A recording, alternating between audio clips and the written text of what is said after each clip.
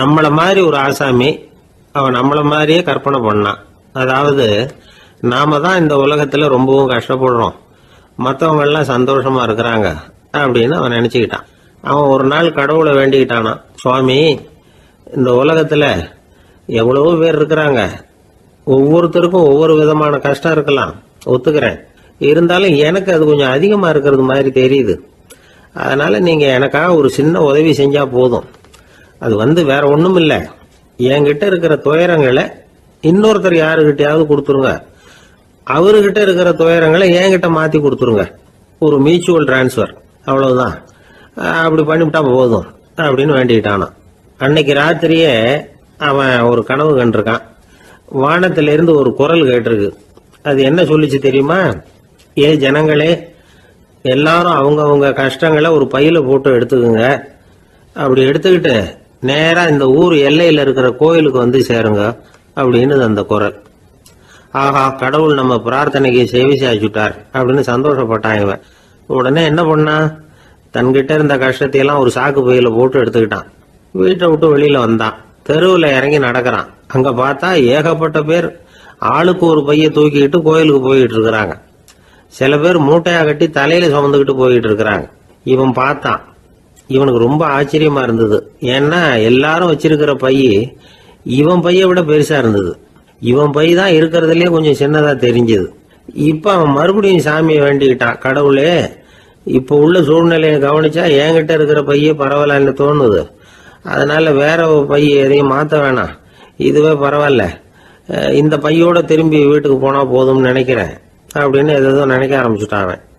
எல்லாரும் கோயிலுக்கு போய் சேர்ந்தாங்க. கோயில்ல அந்த குரல் மறுபடியும் கேட்டுது. எல்லாரும் அவங்கவுங்க பைகளை சோகத்துல தொங்க விடுங்க, திடீர்னு விளக்குகள் அணையும், மணி அடிக்கப்படும், அதுதான் அடையாளம். அந்த சமயத்துல இருட்டுல உங்களுக்கு வேண்டிய பைய நீங்க மாத்தி எடுத்துக்கலாம், தேர்ந்தெடுத்துக்கலாம். வெளிச்சம் இருக்கிறப்பவே உங்களுக்கு பிடிச்ச பைக்கு பக்கமா பார்த்து நீங்க நின்னுக்கலாம் அப்படின்னு சொல்லி விவரம் சொல்லிச்சான் அந்த குரல். அப்படி சொன்னதுக்கு அப்புறம் திடீர்னு விளக்கு அணைஞ்சுது, மணி அடிச்சுது. கொஞ்ச நேரம் கழிச்சு மறுபடியும் விளக்குகள்லாம் எரிஞ்சுது. இப்போ பார்த்தா எல்லாரும் அவங்கவுங்க பையையே கெட்டியா பிடிச்சிட்டு நிக்கிறாங்க. இவனும் அப்படியே நிக்கிறான். இவன் மெதுவா பக்கத்துல நிக்கிறவங்கிட்ட கேட்டானா, ஏன் நீங்க பைய கையிலேயே வச்சிருக்கிறீங்க, செவுத்துல மாட்டலையா அப்படின்னு கேட்டிருக்கான். இல்லப்பா, நீ ஏன் கையிலேயே வச்சிருக்கிறியோ அதே காரணத்துக்காக தான் நாங்களும் வச்சிருக்கிறோம். நம்ம கவலைகளை பத்தி நமக்கு ஓரளவுக்காவது தெரியும். ஆனா மற்றவங்க கவலைகள் நமக்கு பரிச்சயம் இல்லாதவை, பழக்கம் இல்லாதது. அதனால நமக்கு தெரிஞ்ச கவலைகளை சமாளிக்கிறது சுலபம். தெரியாததை சமாளிக்கணும்னா மறுபடியும் ஆரம்பத்தில இருந்து ஆரம்பிக்கணும். அதனால பழைய நண்பர்களோடு வாழறது தான் மேல் அப்படின்னு ஆனான். அதுக்கப்புறம் அவன் தன்னோட பைய போதும்னு வீட்டுக்கு திரும்பி வந்துட்டானான். இது ஒரு பெரியவர் சொல்லி இருக்கிற கதை. அதனால நம்ம கிட்ட இருக்கிற கஷ்டங்கள் தான் பெருசு, அதை இன்னொருத்தங்கிட்ட கொடுத்துட்டு மாத்திக்கலாம் அப்படின்னு நினைக்கிறது தப்பு. இதே மாதிரி இன்னொரு சம்பவம். ஒரு ஊர்ல ஒரு நாள் ராத்திரி ஆகாயத்தில இருந்து கடவுள் குரல் கேக்குது. இந்த ஊர்ல இருக்கிற ஜனங்கள்லாம் கொஞ்சம் கவனிங்க, உங்களுக்கு ஒரு செய்தி. அதாவது இங்க இருக்கிற ஜனங்கள்லயே கொஞ்சம் கூட கவலையே இல்லாத ஆள் யாருன்னு எனக்கு தெரியணும். அதனால எல்லாரும் அவங்க கவலைகளை ஒரு பையில போட்டு எடுத்துக்கிட்டு கோயிலுக்கு வாங்க அப்படின்னாரு கடவுள். உடனே வரிசையா எல்லாரும் வர ஆரம்பிச்சாங்க. எல்லார் கையிலயும் பை இருந்தது, சின்னதும் பெருசுமா.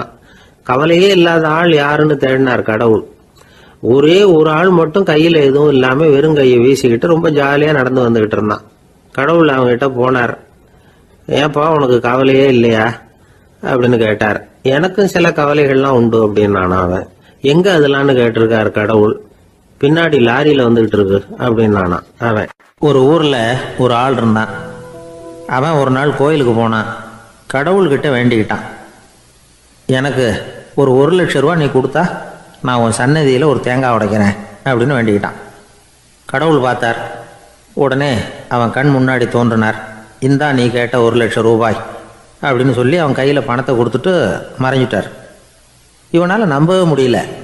இவ்வளவு சுலபமாக கிடைக்கும்னு தெரிஞ்சிருந்தா அனாவசியமாக ஒரு தேங்காய் உடைக்கிறேன்னு வேண்டியிருக்க வேண்டியது இல்லையே அப்படின்னு நினச்சான். இருந்தாலும் வேண்டுதலை நிறைவேற்ற வேண்டியது கடமை. அதுக்காக என்ன பண்ணால், பக்கத்தில் ஒரு கடைக்கு போனான். ஒரு தேங்காயை கையில் எடுத்தான். இது என்ன விலைன்னு கேட்டான். 5 ரூபான்னார் கடையில் இருந்தவர். அதிகமாக இருக்குதே விலைன்னா. அப்படின்னா ஒன்று செய்யுங்க, அடுத்த ஊருக்கு போங்க, அங்கே தென்னந்தோப்பு அதிகம், அதனால் அங்கே இதை விட குறைஞ்ச விலைக்கு கிடைக்கும் அப்படின்னார். சரின்னு அடுத்த ஊருக்கு கிளம்புனான். அங்கே போய் விசாரித்தான். ஒரு தேங்காய் 3 ரூபாய் விலைன்னாங்க. இதுவும் அதிகமாக தெரியுதேன்னா. அப்படின்னா ஒன்று செய்ய, அதுவும் அந்த ஆற்று ஓரமாக ஒரு தென்னை மரம் இருக்கு பார், அதில் நீயே ஏறி பறிச்சுக்கோ, ஒரு தேங்காய்க்கு 1 ரூபா கொடுத்தா போதும் அப்படின்னார் அந்த தோப்புக்கு சொந்தக்காரரு. இவனுக்கு மரம் ஏற தெரியாது, இருந்தாலும் ஆசை யாரை விட்டுது, விலை சல்லிசாக இருக்குதே. ஆற்று ஓரம் போனால் தட்டு தடுமாறி அந்த மரத்தில் ஏறினா அந்த தென்னை மரம் வளைஞ்சி ஆற்று பக்கம் போய் அப்புறம் நிமிர்ந்து இருந்தது. அதாவது மரத்தின் உச்சி சரியாக ஆற்றுக்கு நடுவில் இருந்தது. ஆற்றுல வெள்ளம் கரபுரண்டு ஓடிக்கிட்டு இருக்கு. இவன் கடவுள் கொடுத்த 1,00,000 ரூபாயை மடியில் வச்சு இறுக்கி கட்டிக்கிட்டான். உச்சிக்கு போய் காய் பறிக்கிற சமயத்தில் காற்றும் மழையும் பலமாக கலந்து அடிக்க ஆரம்பிச்சுட்டுது. கால் வழுக்கி விட்டுட்டுது. இவன் சடார்னு ஒரு தென்னை மட்டையை பிடிச்சிக்கிட்டு தொங்க ஆரம்பிச்சிட்டான். கீழே பயங்கரமான வெள்ளம், மடியில் 1,00,000 ரூபா பணம், என்ன செய்கிறதுன்னு தவிக்கிறான்.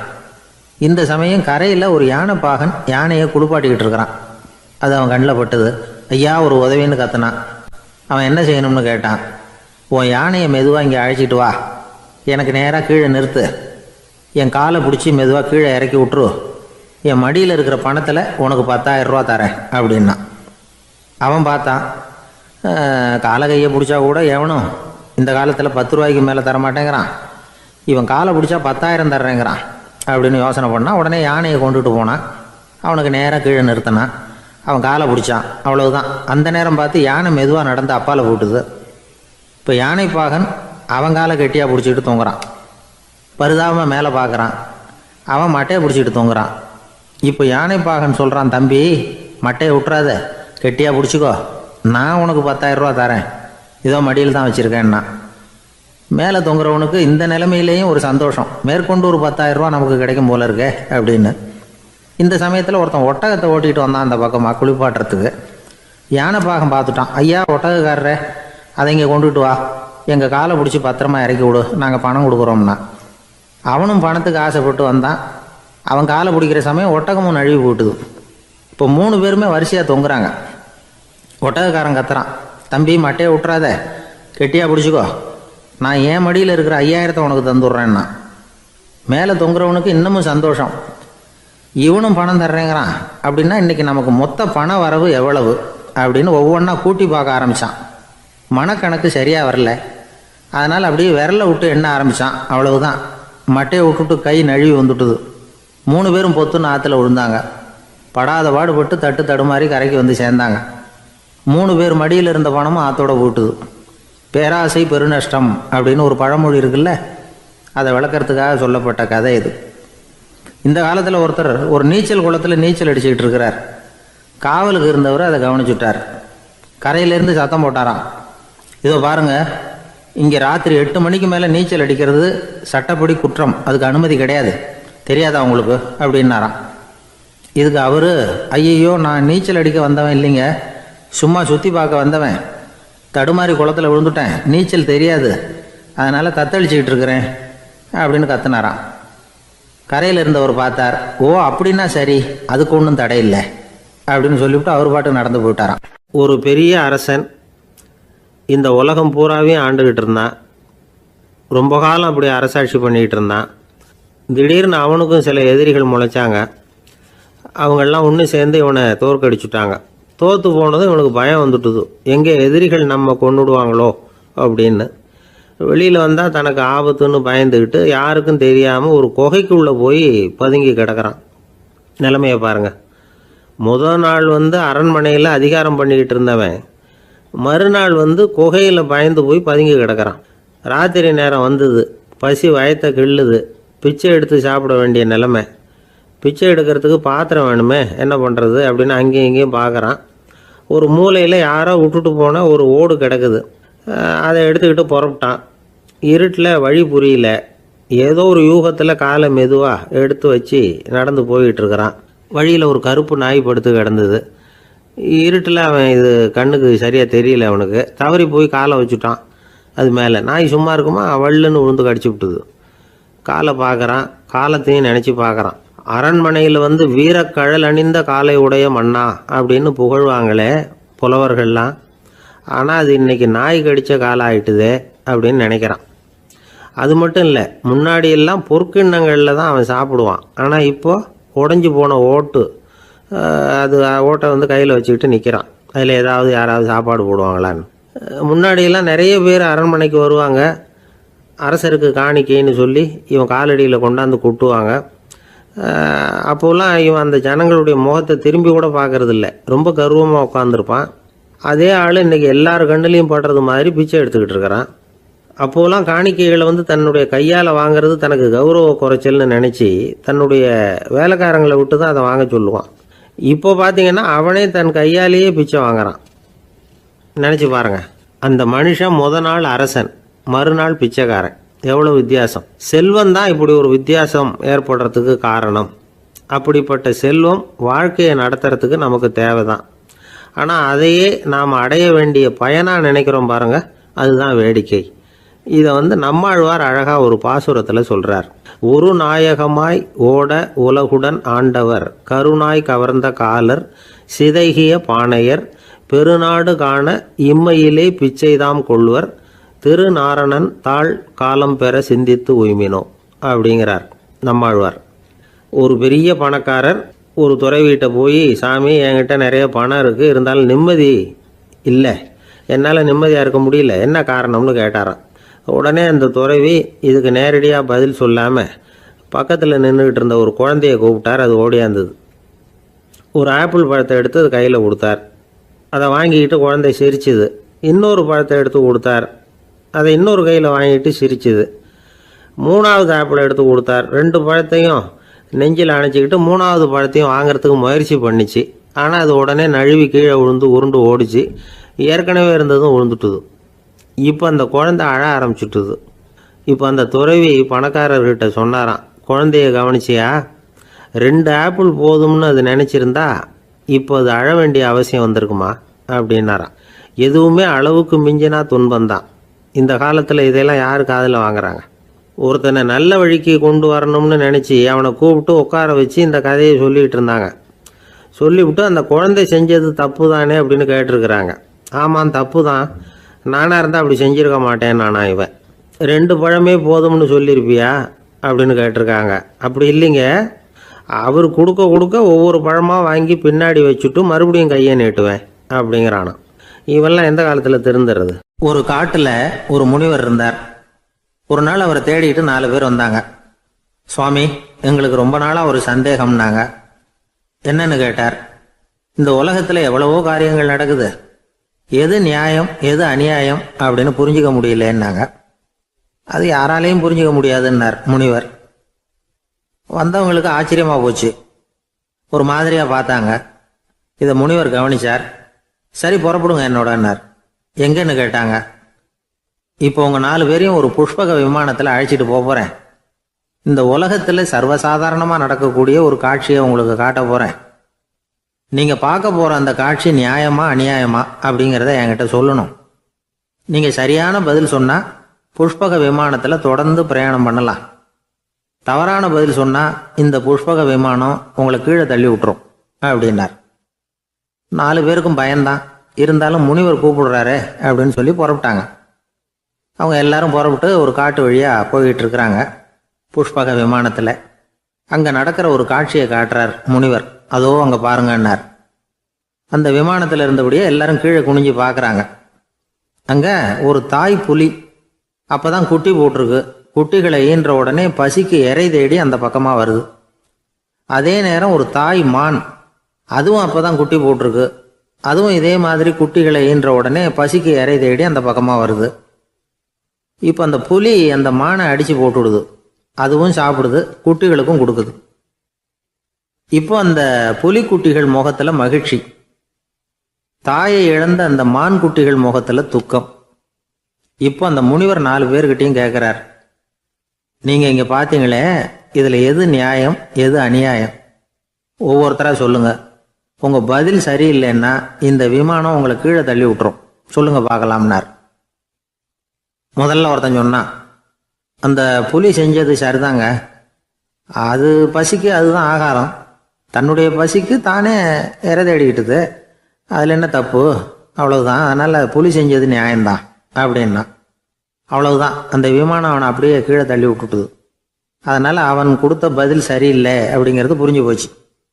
இப்போ ரெண்டாவது ஆள் சொன்னான், புலி செஞ்சது பாவம், அந்த தாய்மான் என்ன தப்பு பண்ணிச்சு, இப்போ அந்த குட்டிகளுக்கு யார் ஆதரவு, அதனால் புலி செஞ்சது அநியாயம் அப்படின்னா அவ்வளவுதான். அவனையும் கீழே தள்ளி விட்டுடுது அந்த விமானம்.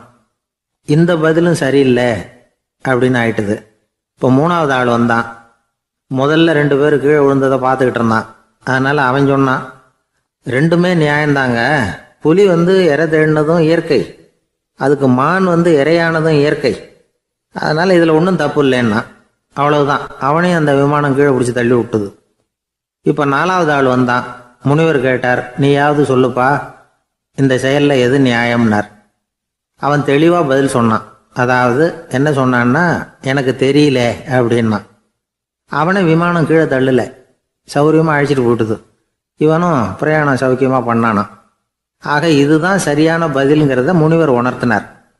இந்த கதையிலிருந்து நாம் புரிஞ்சுக்க வேண்டியது என்னன்னா, இந்த உலகத்தில் எவ்வளவோ காரியங்கள் நடக்குது. அதெல்லாம் ஏன் அப்படி நடக்குதுங்கிறதுக்கு எப்பேற்பட்ட பண்டிதராலும் பதில் சொல்ல முடியாது. தெரியாததை தெரியாதுன்னு ஒத்துக்கிட்டா வாழ்க்கை பிரயாணம் சுகமாக இருக்கும். அதனால் தேவையில்லாத விஷயங்களை புரிஞ்சுக்கிறதுக்கு நேரத்தை செலவு பண்ணிகிட்டு இருக்கக்கூடாது. வாழ்க்கையை குழப்பிக்க கூடாது. வாழ்க்கைக்கு தேவையானது என்னவோ அதை மட்டும் புரிஞ்சுக்கிட்டா போதும். இந்த காலத்து ஆள் ஒருத்தன் ஒரு பெரியவரை தேடி வந்தான். ஐயா, ஒரு சந்தேகம்னா. என்ன உன்னுடைய சந்தேகம்னார். பகுத்தறிவுன்னா என்ன, விதின்னா என்ன அப்படின்னு கேட்டான். இதுக்கு அவரு, இப்போ உன்னுடைய வலது காலை தூக்குன்னார். தூக்கினான். சரி, இப்போ உன்னுடைய வலது காலை கீழே இறக்காம உன்னுடைய இடது காலையும் தூக்குன்னார். தூக்கினான். பொத்துன்னு கீழே விழுந்துட்டான். பெரியவர் சொன்னார், உன்னால் ஒரு காலை தூக்க முடிஞ்சுது, அதுதான் பகுத்தறிவு. 2 கால்களையும் ஒரே சமயத்தில் தூக்குனா அடிபடும், அப்படிங்கிறது தான் விதி அப்படின்னு விளக்கம் கொடுத்தார். இவன் தன்னுடைய விதியை நொந்துக்கிட்டே இடுப்பை பிடிச்சிக்கிட்டு அங்கேருந்து நடந்து போயிட்டான். ஒரு காட்டில் ஒரு நரி இருந்தது. ஒரு நாள் காலை நேரம் அது தன்னுடைய இருப்பிடத்திலிருந்து வெளியில் வந்தது. கொஞ்சம் தூரம் நடந்து வந்தது. அப்போ தான் அது தன்னோட நிழலை கவனித்து பார்த்தது. பார்த்தா அது ரொம்ப நீளமாக பெருசாக இருக்குது. காலை நேரத்தில் நிழல் அப்படி தானே இருக்கும். ஆனால் அந்த நரிக்கு அந்த விஷயம் தெரியல. தன்னுடைய நீண்ட பெரிய நிழலை பார்த்து ஆச்சரியப்பட்டது. ஆஹா, நாம் இவ்வளவு பெருசாக இருக்கிறோம் அப்படின்னா என்னுடைய காலை சாப்பாட்டுக்கு ஒரு யானை இல்லைன்னா ஒரு ஒட்டகம் கிடைச்சாதான் சரியாக இருக்கும் போல இருக்கு அப்படின்னு முடிவு பண்ணிக்கிட்டுது. உடனே ஒரு யானை அல்லது ஒட்டகத்தை தேடி அலைஞ்சுது, எங்கே கிடைக்கும்னு. கிடைக்கவே இல்லை. மத்தியானம் 12 மணி ஆயிட்டுது. பசியோடு அலையுது. இப்போ தன்னோட நிழலை பார்த்தது. அது மத்தியான நிழல் எப்படி இருக்கும், அது ரொம்பவும் குறுகி போய் தெரிஞ்சுது. உடனே அந்த நரி என்ன நினச்சிக்கிட்டு தான் தெரியுமா, காலை ஆகாரம் சாப்பிடாததுனால நம்ம உடம்பு இப்படி அழிச்சு போட்டுதே அப்படின்னு நினச்சிக்கிட்டு தான். கொஞ்ச நேரம் கழித்து மறுபடியும் தன்னுடைய நிழலை பார்க்குது. அது இன்னமும் குறுகி போய் காலடியிலே வந்துட்டுது. அதுக்கு பயமாக போயிடுது. ஐயையோ, இன்னும் கொஞ்ச நேரத்தில் நாம் இறந்துருவோம் போல இருக்க, இப்போ என்ன செய்யறது. இந்த சமயத்தில் ஒரு எறும்பு கிடைச்சா கூட போதும், அதை நம்ம காலை ஆகாரமாக நினச்சி சாப்பிட்டுள்ளாமே அப்படின்னு நினச்சிதான். நம்முடைய நிழல் கூட நம்மளை மாதிரியே தான் அடிக்கடி மாறிக்கிட்டே தான் இருக்குது. அது எப்பவும் ஒரே மாதிரி இருக்கிறது இல்லை. மனிதனுக்கு ஏற்படுகிற தன்முனைப்பு இருக்கு பாருங்க, ஈகோ, அது கூட ஒரு நிழல் மாதிரி தானா. அப்படி நினைக்க ஆரம்பிச்சுட்டா அதனால ஏதும் பிரச்சனை வராதான். தன்முனைப்பை நிழல் போலவே ஏற்றுக்கொள்ளுங்கள் அப்படிங்கிறது பெரியவங்க கருத்து. ஒரு காரியத்தை வெற்றிகரமாக நல்ல விதமாக செஞ்சு முடிக்கிறோம்னு வச்சுக்கோங்க. அந்த சமயத்தில் ஒரு வித நுட்பமான தற்பெருமை நமக்குள்ள உண்டாகுது. இது இயற்கையானது, அதனால இது மேலே பற்று வைக்கக்கூடாது. அப்படி வைக்க ஆரம்பிச்சுட்டா அந்த தற்பெருமை ஒரு நிரந்தர விருந்தாளியாக நம்மகிட்ட தங்கிக்கும். நம்ம நிழல் எப்படின்னு பாருங்க, நாம் நடக்கும்பொழுது நம்ம பின்னாடியே வரும். தன்முனைப்பையும் அப்படியே நினச்சிக்கோங்க. நிழல் யாருக்கும் எந்த பிரச்சனையையும் உண்டாக்குறது இல்லை. ஆனால் அந்த நிழலை கண்டே நாம் பயப்பட ஆரம்பிச்சுட்டா நாம் எதுலேயும் வெற்றி காண முடியாது. நிழலோட சண்டை போடக்கூடாது. அது மாதிரி தன்முனைப்போடவும் நாம் சண்டை போட வேண்டியதில்லை. இல்லாத ஒன்றோடு சண்டை போடுறது எப்படின்னா, அது இருட்டோட சண்டை போடுறது மாதிரி. நாம் நிழல் கிடையாது, நம்ம கிட்ட இருக்கிற தன்முனைப்பு ஒரு நிழல். நம்ம நிழலையும் நமக்கு சமமா பார்க்குறோம் பாருங்க, அங்கதான் சிக்கலே ஆரம்பம். இப்போ நாம நடந்து போய்கிட்டு இருக்கிறோம், நம்ம நிழல் வந்து தரையில விழுது. யாரோ ஒருத்தர் நம்ம நிழல் மேல காலை வச்சு நடந்து போறார். உடனே அவர்கிட்ட சண்டைக்கா போறோம், ஏண்டா என் நிழலை மிதிச்ச அப்படின்னு. நமக்கு தெரியும் அது நிழல் தாங்கிறது. அவர் உங்க மேல நடக்கல, உங்களுடைய நிழல் மேலதான் நடக்கிறார். அது மாதிரி உங்க தன்முனைப்பின் மேல யாராவது நடந்தா உங்களை அவமானப்படுத்துறதா நினைக்கிறீங்க. காரணம் நாமளும் நம்ம தன்முனைப்பும் ஒண்ணுங்கிற நினைப்பு தான் காரணம், மற்றபடி வேற ஒண்ணும் கிடையாது. நம்ம நிழல் மேல நடக்கிறவர் நம்மளை காயப்படுத்துறது இல்லை. தன்முனைப்பை வேண்டாத ஒன்னாவும் பார்க்க வேண்டியதில்லை. அது வந்து இயற்கை. நிழலை வந்து உங்க முன்னாடி வைக்க வேணாம், அது உங்க பின்னாடியே இருக்கட்டும். நிழலின் நிழலாகி விடாதீர்கள், நீங்கள் நீங்களாகவே இருங்கள். இதுதான் சான்றோர் சிந்தனை. ஒரு பேருந்துல ஒரே நெரிசல். ஒருத்தர் பக்கத்துல நின்றுகிட்டு இருந்தவர்கிட்ட ரொம்ப பணிவா விசாரிச்சார், ஏன் சார் நீங்க ஏதாவது பெரிய உத்தியோகத்துல இருக்கிறீங்களா அப்படின்னார். அப்படிலாம் ஒண்ணும் இல்லைங்கன்னார் அவரு. அப்படின்னா வேற ஏதாவது அரசியல்ல பெரிய பதவியில் இருக்கிறீங்களா அப்படின்னு கேட்டார். அதுவும் இல்லைங்கன்னார். சரி பணமாவது அதிகமா வச்சிருக்கீங்களா அப்படின்னு கேட்டார். அப்படிலாம் ஒன்றும் கிடையாது சார்னார் அவரு. அப்புறம் எதுக்குடா என் காலை மிதிச்சுக்கிட்டு இருக்கிற, எடுறா காலை அப்படின்னாராம் இவர். அசோக மன்னர் வந்துகிட்டு இருக்கார். அவருடைய ஆலோசகர்கள் எல்லாம் பக்கத்துல வந்துகிட்டு இருக்கிறாங்க. அந்த சமயத்துல எதிரில் ஒரு புத்த பிக்ஷு வர்றார். அசோகர் பார்க்கிறார். ஓடி போய் அவர் காலில் விழுந்து வணங்குறார். அசோக மன்னரின் தலை அந்த புத்த துறவியின் பாதத்துல பட்டுக்கிட்டு இருக்கு. பக்கத்துல நின்றுகிட்டு இருந்த அமைச்சருக்கு இது ரொம்ப சங்கடமா போச்சு. ரொம்ப வருத்தப்பட்டார். நம்ம அசோக சக்கரவர்த்தி எப்பேற்பட்டவர், அவரோட தலை ஒரு சன்னியாசியின் பாதத்துல படுறதா அப்படின்னு நினைச்சு ரொம்ப கவலைப்பட்டார். அரண்மனைக்கு திரும்பினதும் அமைச்சர் மெதுவா ஆரம்பிச்சார், அரசே எனக்கு ரொம்ப வருத்தமா இருக்குது அப்படின்னார். எதுக்குன்னார் மன்னர். அசோக சக்கரவர்த்தியின் தலை, அதாவது அந்த சிரம் ரொம்ப மதிப்புமிக்க ஒன்று, அது வந்து ஒரு சன்னியாசியின் காலில் படலாமா அப்படின்னார். அசோகர் பதில் சொல்லல, சிரிச்சார், போயிட்டார். அதுக்கப்புறம் ஒரு சரியான சந்தர்ப்பத்துக்காக காத்துக்கிட்டு இருந்தார். ஒரு நாள் அமைச்சரை கூப்பிட்டார். எனக்கு 3 தலைகள் வேணும் அப்படின்னார். சொல்லுங்க கொண்டுகிட்டு வரேன் அப்படின்னார் அமைச்சர். அசோகர் சொன்னார், முதல்ல எனக்கு தேவையானது ஒரு ஆட்டின் தலை, 2வது ஒரு புலியின் தலை, 3வது ஒரு மனிதனின் தலை. இதுதான் அசோகர் கேட்டது. எங்க இருந்தாலும் கொண்டு வாங்கன்னார். அமைச்சர் புறப்பட்டார். ஆட்டுத்தலை புலித்தலை கிடைச்சிட்டுது. அப்புறமா ஒரு சுடுகாட்டுக்கு போய் ஒரு மனித தலையும் சேகரம் பண்ணிட்டு ராஜா கிட்ட வந்துட்டார். அரசே உங்கள் ஆணைப்படி 3 தலைகளையும் கொண்டு வந்திருக்கிறேன்னார். அசோகர் பார்த்தார், ரொம்ப நல்லது, இப்ப இது 3ஐயும் எடுத்துக்கிட்டு போய் சந்தையில வித்துட்டு வாங்க அப்படின்னார். அமைச்சர் அதுகளை எடுத்துக்கிட்டு சந்தைக்கு போனார். முதல்ல ஆட்டுத்தலை நல்ல விலைக்கு வித்து போச்சு, நல்ல விலை கொடுத்து வாங்கிட்டு போட்டாங்க. அடுத்தபடியா புலி தலைய ஒருத்தர் வாங்கிட்டார். அதை பாடம் பண்ணி வீட்டுல மாட்டி வைக்கலாமே அப்படின்னு நினைச்சு அதையும் வாங்கிட்டு போட்டார். மனித தலையை மட்டும் வாங்கறதுக்கு யாரும் முன் வரல. எல்லாரும் அதை பார்த்துட்டு விலைக்கு போக ஆரம்பிச்சாங்க. அமைச்சர் திரும்பி வந்தார். அரசே இந்த தலையை மட்டும் யாரும் வாங்க மாட்டேங்கிறாங்க அப்படின்னார். சரி பரவாயில்ல, இதை வந்து இலவசமாவே இனாமாவே யாருக்கிட்டையாவது கொடுத்துட்டு வந்துருங்க அப்படின்னார். அமைச்சர் மறுபடியும் சந்தைக்கு போனார். இதை இலவசமா தரேன், இதை வாங்கிக்கோங்க அப்படின்னார். அப்பவும் அதை யாரும் வாங்கிக்கிறதுக்கு தயாரா இல்லை. மறுபடியும் திரும்பி வந்து மன்னர்கிட்ட விவரத்தை சொன்னார். இப்போ மன்னர் சொல்றார், அமைச்சரே உயிர் இருக்கிற வரைக்கும் தான் இந்த தலைக்கு மதிப்பு, ஜீவன் போனதுக்கு அப்புறம் அதோட மதிப்பும் போயிடுது. அதனால மதிப்பு இருக்கும் பொழுதே பெரியவர்கள் பாதம் பணிந்து அந்த புனிதத்தை வந்து பெற்றுக்கொள்ளணும் அப்படின்னார். பணிவுங்கிறது வேற, அடிமைத்தனம்ங்கிறது வேற. பெரியவர்களை பணிவது நமக்கு பெருமை தரக்கூடிய விஷயம். இதை வந்து மனசுல வச்சுக்கிட்டு எப்போ காலில் விழணும் எப்போ காலில் விழக்கூடாது அப்படிங்கிறத முடிவு பண்ணிக்கணும். ஒரு சாதாரண ஆள் நடந்து வந்துகிட்டு இருந்தார். எதிரில் வந்த ஒரு பெரிய மனுஷன் ஓடி போய் அவர் காலில் விழுந்து தன்னுடைய தலையை அவர் பாதத்துல கொண்டு போய் வச்சார். கொஞ்ச நேரம் கழிச்சு எழுந்திரிச்சு வந்துட்டார். வந்த பிறகு இவரை கேட்டேன், ஏன் திடீர்னு ஓடி போய் அந்த ஆளு காலில் விழுந்தீங்க அப்படின்னு. அவர் போட்டிருக்கிறது என்னோட காணாம போன செருப்பான்னு கண்டுபிடிக்கிறதுக்காக அப்படி விழுந்தேன் அப்படின்னார். ஒரு நாள் ஒரு 10-15 பள்ளிக்கூடத்து பிள்ளைங்க தேடிட்டு வந்தாங்க. உங்களை பார்த்துட்டு தான் போகணும், அதுக்காக தான் வந்திருக்கோம். நாங்கள் என்ன விஷயம்னு கேட்டோம். நாங்கள்லாம் கூடி ஒரு முடிவு பண்ணியிருக்கிறோம், அதை உங்ககிட்ட சொல்லணும் அப்படின்னாங்க. அதுவும் ஒரு வாண்டு பையன் அதை சொன்னான். என்ன முடிவு அது அப்படின்னு கேட்டோம் ரொம்ப ஆர்வமாக. அதை இப்போ சொல்ல மாட்டோம், எங்களுக்கு பிடிக்கிற மாதிரி ஏதாவது ஒரு தகவல் சொன்னால் அதுக்கப்புறம் நாங்கள் அதை சொல்கிறோம் அப்படின்னா அந்த வாண்டு பையன். சரி, சின்ன பையன்கிட்ட இன்றைக்கி வசமாக மாட்டிக்கிட்டோம் அப்படின்னு நினச்சிக்கிட்டு அவங்களுக்கு தகுந்த மாதிரி ஒரு கதை சொல்ல ஆரம்பித்தோம். அது என்ன கதைன்னா, ஒரு பெரிய காடு, அதில் பலவிதமான மிருகங்கள். அந்த காட்டுக்கு ஒரு சிங்கம் தான் ராஜா. எப்பவும் காட்டுக்கு அது தானே ராஜா. ஒரு பெரிய யானைக்கு இது பொறுக்கலை.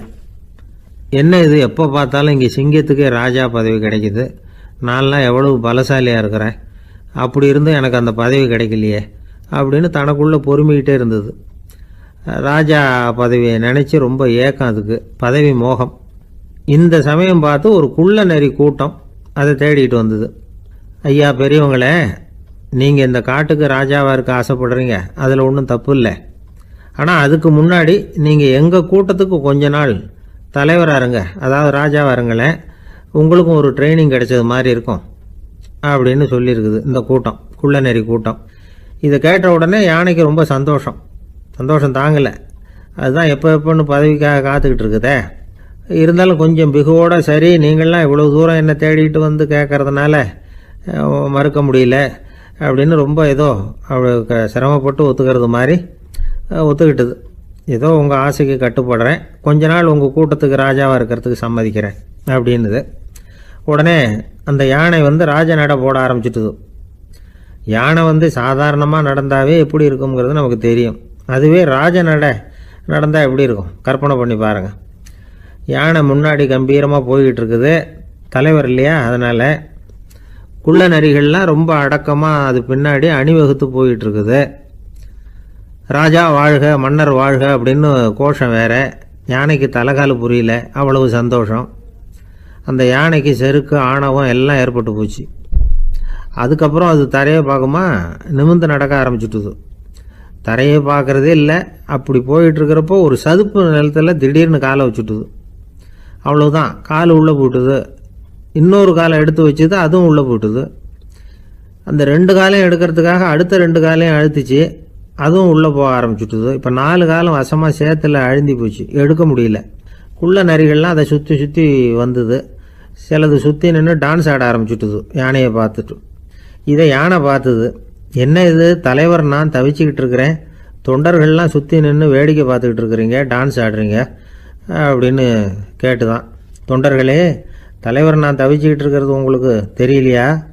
இப்போ உடனே உங்கள் தலைவரை காப்பாற்ற வேண்டியது உங்கள் கடமை இல்லையா அப்படின்னு கத்துச்சான் அந்த யானை. குள்ள நரிகளில் ஒன்று முன்னாடி நின்று அந்த யானையை பார்த்து தான், தலைவரே எங்களுக்கு ரொம்ப நாளாக ஒரு ஆசை, அந்த ஆசையை நிறைவேற்றிக்கிறதுக்காகத்தான் உங்களை எங்கள் தலைவராக ஏற்றுக்கிறோம்னு சொன்னோம் அப்படின்னு தான். என்ன ஆசைன்னு கேட்டிருக்கு யானை. யானை கறி சாப்பிட்டு பார்க்கணுங்கிறது எங்களுக்கு ரொம்ப நாளாக ஆசை, அது இன்றைக்கி தான் நிறைவேற போகுது அப்படின்னு தான் அந்த நரி. இதை கேட்ட உடனே அந்த யானை அப்படியே மூர்ச்சி ஆகிட்டு தான். நரிகள்லாம் அது மேலே ஏறி குதற ஆரம்பிச்சுட்டு தான்.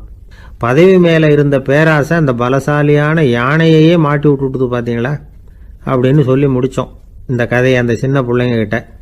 சரிங்க, இப்போ நாங்கள் உங்களை தேடி வந்த விஷயம் என்னங்கிறத சொல்லவா அப்படின்னா ஒரு வாண்டு பையன். சீக்கிரம் சொல்லு தம்பி, சஸ்பென்ஸ் தாங்கலை அப்படின்னோம். அவன் மெதுவாக எங்களை பார்த்து சொல்கிறான், எங்களுக்கு கொஞ்ச நாள் நீங்கள் தலைவராக இருந்தால் தேவலை அப்படின்னா. ஒரு ஊரில் ஒரு பெரியவர் இருந்தார். ஒரு நாள் அவரை தேடி ஒருத்தர் வந்தார். ஐயா, நான் கடவுளை பரிபூர்ணமாக நம்புகிறேன் அப்படின்னார். சரி, அந்த நம்பிக்கை உனக்கு எப்படி வந்ததுன்னு கேட்டார் இவர். அவர் சொல்ல ஆரம்பித்தார், ஐயா எனக்கு கல்யாணம் ஆகி 10 வருஷம் ஆச்சு, ஆனாலும் குழந்தை பாக்கியம் இல்லை. அதுக்கு என்ன காரணமாக இருக்கும்னு நான் யோசனை பண்ணிகிட்டு இருந்தப்போ நண்பர் ஒருத்தர் ஒரு ஆலோசனை சொன்னார். உனக்கு மதப்பற்று இல்லை, எந்த கடவுளையுமே நம்ப மாட்டேங்கிற, அதுதான் காரணம். கடவுளை நம்பு, உனக்கு குழந்தை பாக்கியம் கிடைக்கும் அப்படின்னார். அவர் அப்படி சொன்னாரே தவிர எனக்கு சந்தேகம்தான். இருந்தாலும் அவர் சொன்னபடியும் நடந்து தான் பார்ப்போமே அப்படின்னு முடிவு பண்ணேன். கடவுளை நம்ப ஆரம்பித்தேன். அந்த வருஷமே அழகான ஆண் குழந்தை பிறந்தது. எல்லாம் இறைவன் அருள் அப்படின்னார். இவர் இப்படி சொன்னதை கேட்டதும் அந்த பெரியவர் சொன்னார், நீ சொல்றதெல்லாம் சரிதான், இருந்தாலும் இந்த காலத்தில் எந்த ஒரு காரியமாக இருந்தாலும் அதை சோதனை செஞ்சு பார்த்துட்டு தான் ஒரு முடிவுக்கு வந்து சேர முடியும். அறிவுபூர்வமான முடிவு அதுவாக தான் இருக்கும். அறிவியல் சோதனைகள் அப்படித்தான். ஒரு குறிப்பிட்ட விஷயத்தை பற்றி எத்தனை தடவை சோதனை பண்ணாலும் ஒரே முடிவு தான் கிடைக்கணும். அதுதான் சரியாக இருக்கும்.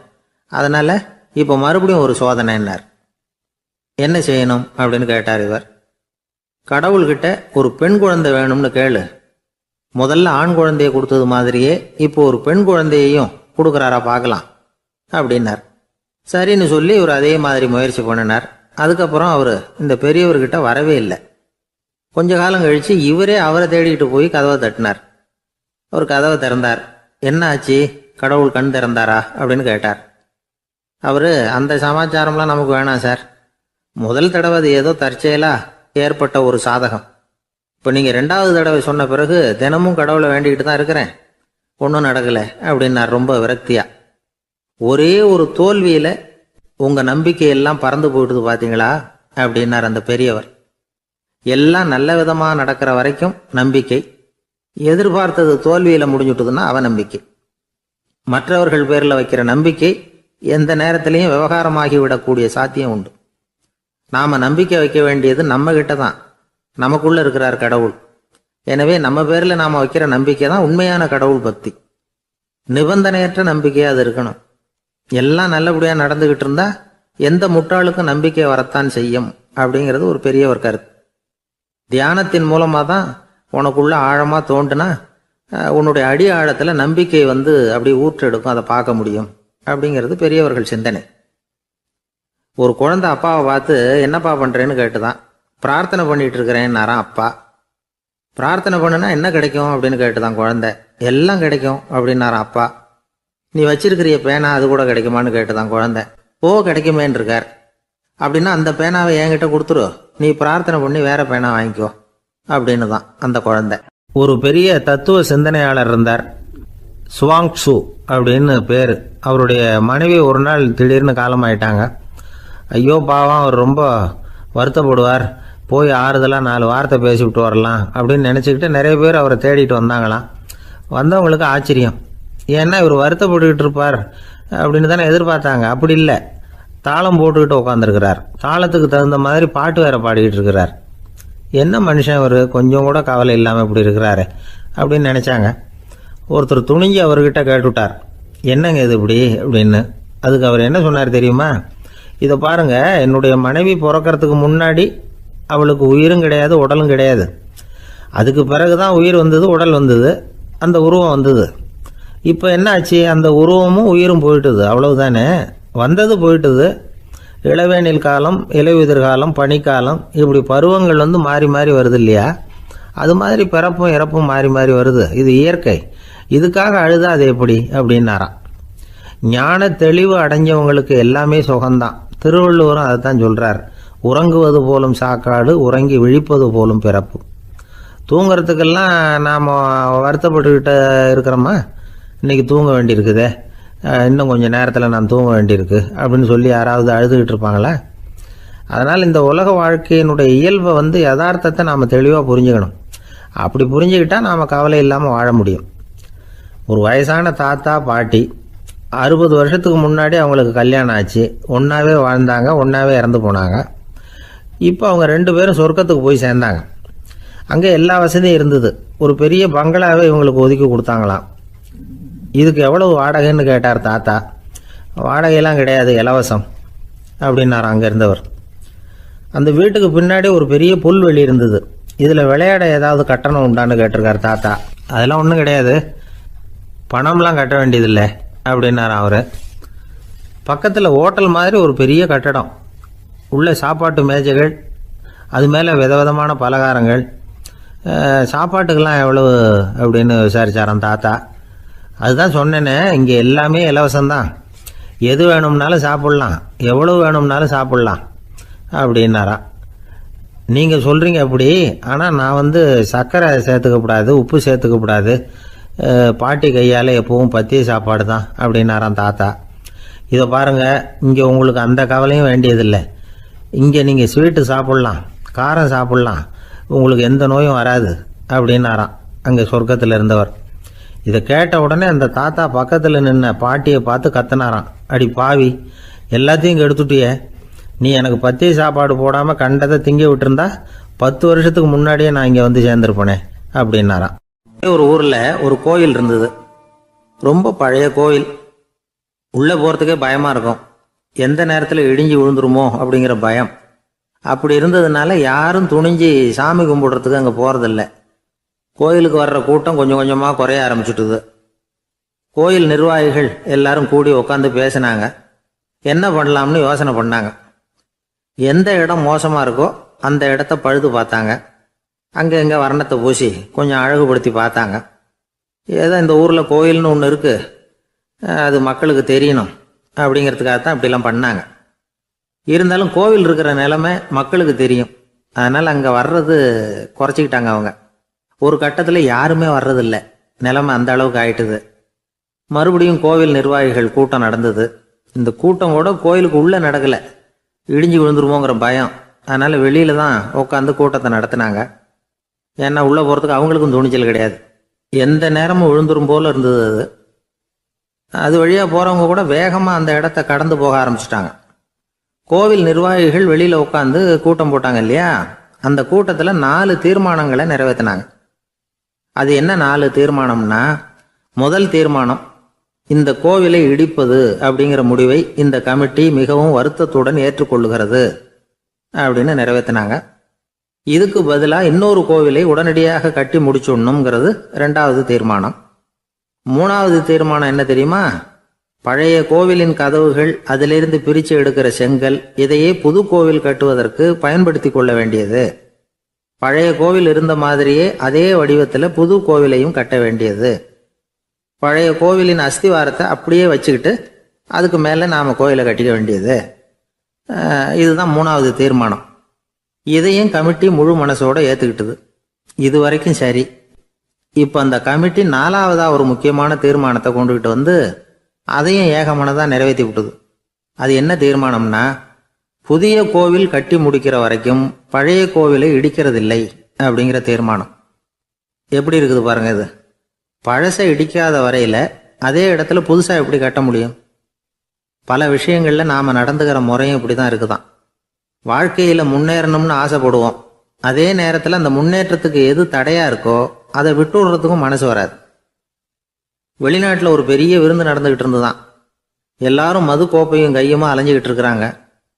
ஒருத்தர் மட்டும் கையில் எதுவும் இல்லாமல் ரொம்ப நல்ல பிள்ளையா சாதுவா ஒரு ஓரமாக தனியாக உட்காந்துருக்கிறார். அவர்கிட்ட நெருங்கி வாங்க மது சாப்பிடலாம் அப்படின்னு கூப்பிட்டாங்களாம். என்னை வற்புறுத்தாதீங்க, நான் என் மனசுக்குள்ள உறுதியாக தீர்மானம் பண்ணிவிட்டேன் அப்படின்னாராம். என்ன தீர்மானம் பண்ணியிருக்கீங்க அப்படின்னு கேட்டிருக்காங்க. ஏற்கனவே முழு போதையில் இருக்கும் பொழுது மறுபடியும் மது கோப்பையை தொடரதில்லை அப்படின்னு தீர்மானம் பண்ணியிருக்கேன் அப்படின்னா. நாட்டில் நல்லவங்க ஒருத்தர் 2 பேர் இருக்கிறதுனால தாங்க மழையே பெய்யுது அப்படின்னு சொல்கிறது உண்டு. நல்லார் ஒருவர் உளரேல் அவர் பொருட்டு எல்லாருக்கும் பெய்யும் மழை. சில சமயம் ரொம்ப பேர் திடீர்னு நல்லவங்களாகிடுவாங்க போல இருக்கு. அதனால தான் விடாமல் பேய் மழையாக கொட்டி தீர்த்துடுது. எல்லாரும் நல்லவங்களாகிட்டா உலகமே தாங்காது போல இருக்க. அப்பப்போ ஒருத்தர் 2 பேர் நல்லவங்களாகணும். அப்போ தான் சீராக மழை பெய்யும். மாதத்துக்கு 3 பேர் நல்லவங்களானா மாதம் மும்மாரி பொழியும். இதெல்லாம் வேடிக்கை பேச்சு. இப்போ இதெல்லாம் ஒரு பக்கம் இருக்கட்டும். இப்போ விஷயத்துக்கு வருவோம். ஒரு கும்பலில் நல்லவன் யார் அப்படிங்கிறத எப்படி கண்டுபிடிக்கிறது? இதுக்கு ஒரு வேடிக்கை கதை உண்டு. என்னுடைய நண்பர் ஒருத்தருக்கு அவங்க பாட்டியம்மா சொன்ன கதையும் அது. அது என்ன கதைன்னா, ஒரு ஊரில் ஒரு சமயம் பலமான மழை பெய்ய ஆரம்பிச்சுட்டு தான். இடி மின்னல் ரொம்ப கடுமையாக இருந்திருக்குது. ஆரம்பித்த மழை வர வர கடுமையாக ஆகிட்டு இருக்குதே தவிர நிற்கிற பாடாக தெரியல. ஊர் ஜனங்கள்லாம் பார்த்தாங்க. இதுக்கு மேலேயும் வீட்டுக்குள்ளே இருந்தால் ஆபத்துங்கிறத புரிஞ்சுக்கிட்டாங்க. ஏன்னா வீடெல்லாம் இடிஞ்சு விழுந்துருமோங்கிற பயம். உடனே எல்லாரும் புறப்பட்டு ஊருக்கு பொதுவாக இருந்த ஒரு மண்டபத்தில் போய் தங்கிக்கிட்டாங்க. மின்னல் கடுமையாக இருந்தது. இடி எந்த நேரத்துலையும் விழலாம்ங்கிற நிலைமை. எப்போ விழலாம்னு பார்த்துக்கிட்டு இருக்குது. அந்த மண்டபத்தில் இருந்த ஜனங்கள் மனசுக்குள்ளே ஒரு பயம். நம்ம கூட்டத்தில் யாராவது ஒரு கெட்டவன் பாவம் பண்ணவன் இருந்தால் கூட இடி வந்து இந்த மண்டபத்தில் விழுந்துரும், அது எல்லாருக்கும் ஆபத்து அப்படின்னு நினச்சாங்க. சரி, இதுக்கு என்ன பண்ணலாம் அப்படின்னு யோசனை பண்ணாங்க. அந்த கூட்டத்தில் ஒரு பெரியவர் இருந்தார். அவர் ஒரு யோசனை சொன்னார். இதை பாருங்க, அதுக்கு ஒரு வழி இருக்குது. அதோ எதிர்த்தாப்புல கொஞ்சம் தூரத்தில் ஒரு உயரமாக மரம் ஒன்று இருக்குது பாருங்க. பொதுவாக இடி வந்து சுலபமாக விழறது அது மாதிரி உயரமான மரத்தில் தான். நம்ம கூட்டத்தில் இருக்கிறவங்க எல்லாரும் ஒவ்வொருத்தராக போய் அந்த மரத்தை தொட்டு விட்டு திரும்பி வந்துடணும். நம்மள பாவம் பண்ணவன் யாரோ அவன் அந்த மரத்தை தொடுற சமயத்தில் இடி விழுந்துடும். அவன் மட்டும் போயிடுவான். மண்டபத்தில் இருக்கிற நாமெல்லாம் பொழைச்சிக்கலாம் அப்படின்னு ஐடியா கொடுத்தாரு அந்த பெரியவர். இது நல்ல யோசனையாக பட்டது. எல்லாரும் ஒத்துக்கிட்டாங்க. ஒவ்வொருத்தராக போய் அந்த மரத்தை தொட்டு விட்டு திரும்பி வந்தாங்க. இடி எதுவும் விழலை. இன்னமும் பாவம் பண்ண ஆசாமி அதை போய் தொடலை போல இருக்கு அப்படின்னு நினச்சிக்கிட்டாங்க. ஒவ்வொருத்தராக போகிறாங்க. எல்லாரும் போய் தொட்டுவிட்டு வந்தாச்சு. இன்னும் ஒரே ஒரு ஆசாமி தான் பாக்கி. கடைசியாக இருந்த அந்த ஆள் பயந்துட்டான். இது வரைக்கும் இடி விழலைன்னா இப்போ என்ன அர்த்தம்? இப்போ நாம தான் பாக்கி, நாம தான் தப்பு பண்ண ஆள் போல இருக்கு அப்படின்னு நினச்சிட்டான். அதனால் துணிச்சலாக போய் தொடுறதுக்கு பயந்தான். தயங்கிக்கிட்டே இருந்தான். இருந்தாலும் மற்றவங்கெல்லாம் சும்மா இருப்பாங்களா? கட்டாயப்படுத்தி கழுத்தை பிடிச்சி தள்ளாத குறையா அவனை தள்ளி விட்டாங்க. போய் தொட்டுட்டு வாடான்னு. அவன் நடுங்கிட்டே போய் அந்த மரத்தை தொட்டான். அதே வினாடி ஒரு பயங்கரமான மின்னல் இடி விழுந்துட்டுது. எங்கே விழுந்தது தெரியுமா? அந்த ஆள் மேலே இல்லை, மண்டபத்தில் விழுந்தது. மண்டபத்தில் இருந்தவங்க பூரா காலி. அந்த ஒரு ஆள் மட்டும் புழைச்சிக்கிட்டான். இந்த ஒரு ஆளை காப்பாற்றுறதுக்காக தான் இடி மண்டபத்தில் விழாமல் இருந்திருக்குது. இதுதான் கதை. அதனால் நல்லவங்க எப்படியும் தப்பிச்சுக்குவாங்க அப்படிங்கிறது ஒரு நீதி. ஒருத்தன் அப்படி தான் தெருவில் நடந்து போய்கிட்டு இருந்தான். ரொம்ப நல்லவன். எதிரில் ஒருத்தன் சைக்கிளில் வந்துக்கிட்டு இருந்தான். அதில் மோதி இவன் கீழே விழுந்துட்டான். சைக்கிள்காரன் உடனே இறங்கி இவனை தூக்கி விட்டான். இவன் எழுந்திரிச்சு அவனை முறைச்சி பார்த்தான்.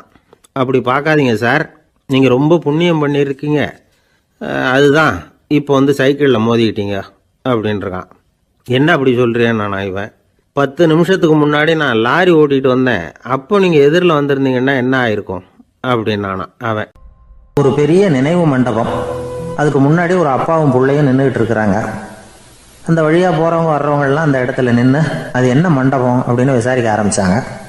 அந்த அப்பாவும் பிள்ளையும் தான் வர்றவங்களுக்கெல்லாம் விவரம் சொல்லிகிட்டு இருக்கிறாங்க. அதாவது இந்த இடத்துல ஒரு பெரிய மகான் சமாதி ஆயிருக்கார். அவர் சமாதியான இடத்துல இந்த நினைவு மண்டபத்தை கட்டியிருக்கிறோம் அப்படின்னாங்க. ஊர் பூரா இந்த செய்தி பரவிச்சு.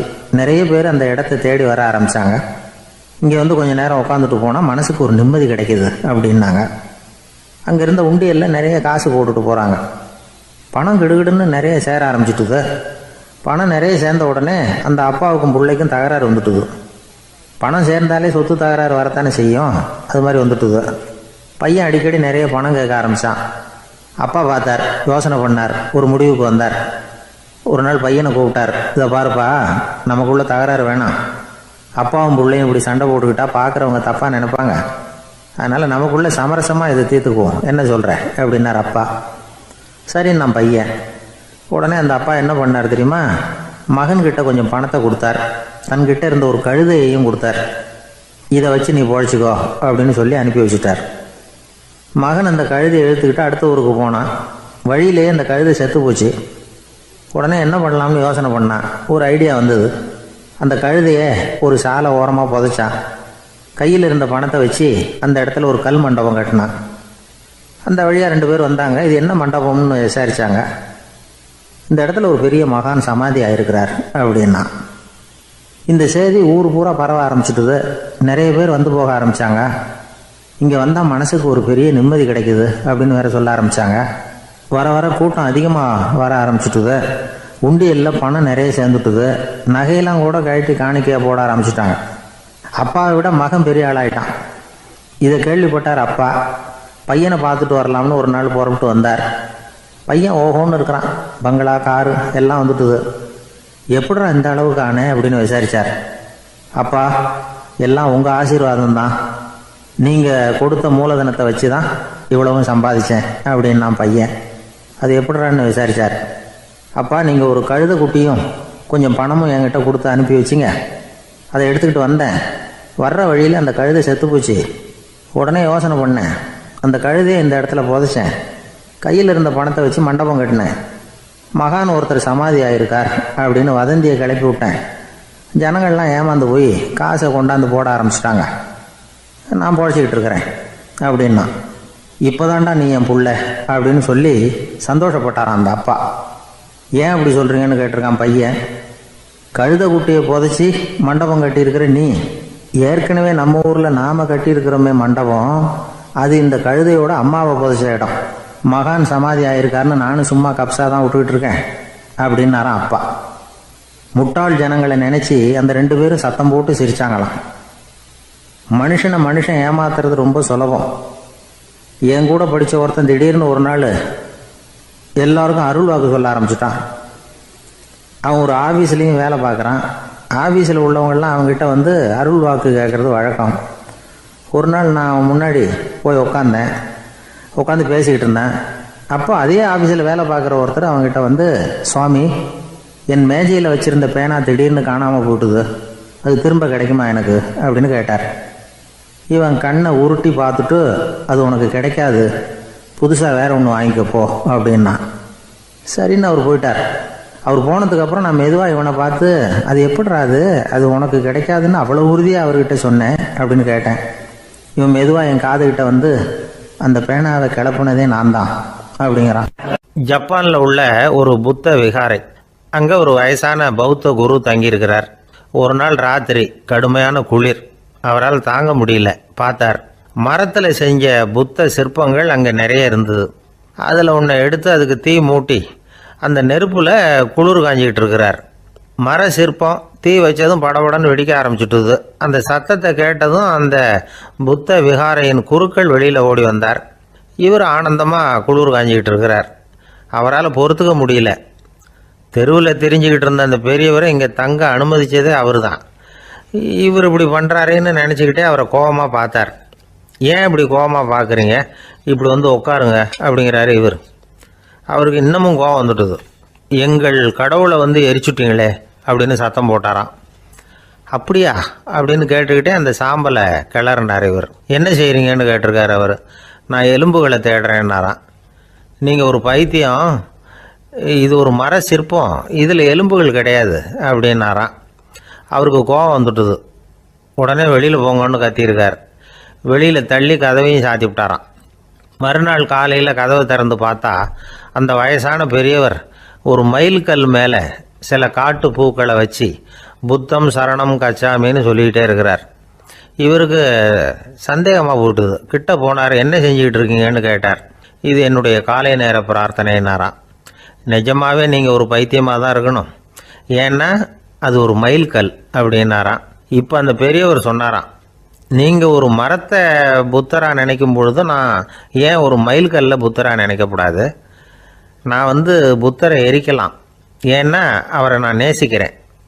அந்த சிற்பம் வந்து மரத்தால் ஆனதுங்கிறது எனக்கு தெரியும். நான் ஒரு மயில்கல்லை தொழலாம், ஏன்னா அது எனது பூக்களை தாங்குது. நான் இந்த மயில்கல்லுக்குள்ளே மறைஞ்சிருக்கிற புத்தரை பார்க்குறேன். யாராவது ஒரு சிற்பி இதை சிலையாக்கினாதான் நீங்கள் புத்தரை பார்க்க முடியும். அன்னைக்கு ரொம்ப குளிராக இருந்தது. நான் எனக்குள்ளே இருக்கிற புத்தரையும் பாதுகாக்கணும். உள்ளே இருக்கிற புத்தரை காப்பாற்றுறதுக்காக வெளியில் உள்ள புத்தரை எரிக்கலாம், அதில் ஒன்றும் தப்பு இல்லை. அது அவருடைய போதனையிலேயே இருக்குது. உனக்குள் ஜோதியாக இரு அப்படிங்கிறது அவருடைய போதனை. என்னுடைய புத்தர் வந்து குளிரில் நடுங்கிட்டு இருந்தார். அந்த மர சிற்பங்கள் வெயில் மழையில் உணர்ச்சி இல்லாமல் இருந்தது, அதனால் அப்படி பண்ணினேன். ஆனால் நீங்கள் என்ன பண்ணீங்க? நான் ஒரு மர புத்தரை எரிச்சதுக்காக உயிருள்ள புத்தரை வெளியில் தள்ளி கதவை சாத்தினீங்க அப்படின்னாராம் அந்த பெரியவர். உண்மையான பக்திங்கிறது இதுதான். அதாவது உனக்குள் ஜோதியாக இரு அப்படின்னு புத்தர் சொன்னார் இல்லையா, அது மாதிரி தனக்குள் ஜோதியாக இருக்கிற இந்த காலத்து ஆசாமிகள் நிறைய பேர் உண்டு. எப்பவும் போதையிலேயே இருக்கிறவங்க. ஒரு நாள் நடு ராத்திரி ஒரு மது கடையில் ஒரு ஆள் அங்குள்ள சிப்பந்திகள் கிட்ட கேட்டுக்கிட்டு இருக்கிறான். மறுபடியும் இந்த கடை எப்போ திறப்பாங்கன்னு கேட்டானா. நாளைக்கு காலையில் 8 மணிக்கு திறப்பாங்க அப்படின்னு நானா அங்கே இருந்த ஆள். அவன் திருப்பி திருப்பி அதையே கேட்டுக்கிட்டு இருக்கான். இவனுக்கு பதில் சொல்லி சொல்லி அழுத்து போச்சு. அதான் சொல்கிறேன் ஐயா, நாளைக்கு காலையில் வா அப்படின்னாங்களாம்.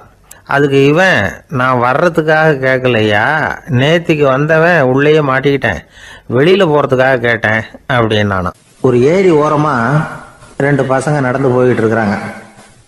அதில் ஒருத்தன் பணக்கார வீட்டு பையன், இன்னொருத்தன் ஏழை. இவங்க 2 பேரும் போய்கிட்டு இருக்கிறாங்க. வழியில் ஒரு இடத்துல ஒரு ஜோடி செருப்பு இவங்க கண்ணில் படுது. ஒரு விவசாயி அந்த செருப்பை அங்கே விட்டுட்டு பக்கத்தில் இருந்த ஏரியில் கை காலை கழுவிட்டு இருக்கிறார். உடனே அந்த பணக்கார பையனுக்கு ஒரு ஐடியா. அவன் சொன்னானா, டேய், இப்போ ஒரு வேடிக்கை செய்யலாம். அந்த செருப்பு 2ஐயும் தூக்கி எட்டத்தில் வீசி எரிஞ்சிருவோம். அந்த ஆள் வந்து பார்த்துட்டு செருப்பை தேடி அல்லாடுவான், அங்கேயும் இங்கேயும் ஓடுவான், திருன்னு முழிப்பான். அதை பார்த்து நாம் ரசிக்கலாம், நல்ல தமாஷா இருக்கும் அப்படின்ட்டுருக்கான். இப்படி சொல்லிவிட்டு அந்த செருப்புகளை தூக்கத்துக்கு போனானா. கொஞ்சம் பொறு அப்படின்னானா அந்த ஏழை பையன். ஏன்னு கேட்டிருக்கான் அவன். இப்போ அந்த ஏழை பையன் சொன்னானா, நீ சொல்றது ஒன்றும் வேடிக்கை கிடையாது. உன்னோட செருப்பு தொலைஞ்சா உன் அப்பா உடனே உனக்கு வேற செருப்பு வாங்கி கொடுத்துருவார். ஆனால் அந்த ஆளுக்கு இந்த செருப்பு தொலைஞ்சதுன்னா வேற புதுசாக வாங்கறதுக்கு வாயையும் வயத்தையும் கட்டி பணத்தை சேர்க்க வேண்டியிருக்கும். அதனால நான் ஒரு வேடிக்கை சொல்கிறேன், அது மாதிரி செய், அது இன்னமும் தமாஷா இருக்கும் அப்படின்னானா. எப்படி அது சொல்லுன்னு இருக்கான் அவன். செருப்பு ரெண்டும் அது இருக்கிற இடத்துலயே இருக்கட்டும். உன் சட்டப்பையிலிருந்து ஒரே ஒரு ரூபாய் நாணயத்தை எடு. அதை அந்த செருப்பு மேலே அதோட குதிகால் பகுதியில் வச்சுட்டு நாம் 2 பேரும் அந்த மரத்துக்கு பின்னாடி ஓடி போய் மறைஞ்சு நின்றுக்குவோம். அப்புறம் பாரு வேடிக்கையே அப்படின்னா. அதே மாதிரி ரூபா காசு செருப்பு மேலே வச்சுட்டு இவங்க 2 பேரும் மறைஞ்சு நின்றுக்கிட்டாங்க. கொஞ்ச நேரத்தில் அந்த விவசாயி வந்தார். காலில் உள்ள மண்ணை தட்டிவிட்டு செருப்பை மாட்டுறதுக்காக போனார். அங்கிருந்த காசு கண்ணில் போட்டுவிட்டது. அவருக்கு ஆச்சரியமாக போச்சு. அதை கையில் எடுத்து பார்க்குறார். 4 பக்கமும் திரும்பி திரும்பி பார்க்குறார், யார் இதை வச்சிருப்பான்னு. கடைசியில் ஆகாயத்தை பார்க்குறார். ஆண்டவா, இது உன்னோட கருணை தான். நீ தான் யாரோ புண்ணியவான் மனசில் தர்மம் பண்ணுற எண்ணத்தை உண்டாக்கி இருக்கிற. அந்த புண்ணியவான் நல்லா இருக்கணும் அப்படின்னு வாழ்த்தி அந்த காசை கண்ணில் ஒத்திக்கிட்டாராம். மறைஞ்சிருந்து பார்த்துக்கிட்டு இருந்த ஏழை பையன் இப்படி சொன்னான், பாத்தியா, உன்னை புண்ணியவான்னு வாழ்த்திக்கிட்டு போறார் அந்த ஆள். அவருக்கும் சந்தோஷம், அதை பார்த்து நமக்கும் சந்தோஷம். உனக்கு ரூபாங்கிறது ஒரு பெரிய விஷயம் இல்லை, ஆனால் அதனால் நமக்கு கிடைச்சிருக்கிற மகிழ்ச்சி ரொம்ப உயர்வானது அப்படின்னு நானா. வேடிக்கையும் கிண்டலும் இது மாதிரி அடுத்தவங்களுக்கு இடைஞ்சலாக இல்லாமல் இருக்கணும் அப்படிங்கிறார் கலைவாணர். ஆனால் பாருங்க, அவருக்கே இடைஞ்சலாக வர்ற விஷயங்களை கூட அவர் வேடிக்கையாக தான் எடுத்துக்கிட்டாராம். ஒரு தடவை ஒருத்தர் கலைவாணர்கிட்ட வந்து, ஐயா, என் குழந்தை செத்து போச்சு அப்படின்னு சொல்லி அழுதாராம். உடனே இவர் அவருக்கு 100 ரூபா பணத்தை கொடுத்து, இந்தாங்க அடக்கம் செய்யுங்க அப்படின்னு சொல்லி அனுப்பி வச்சாராம்.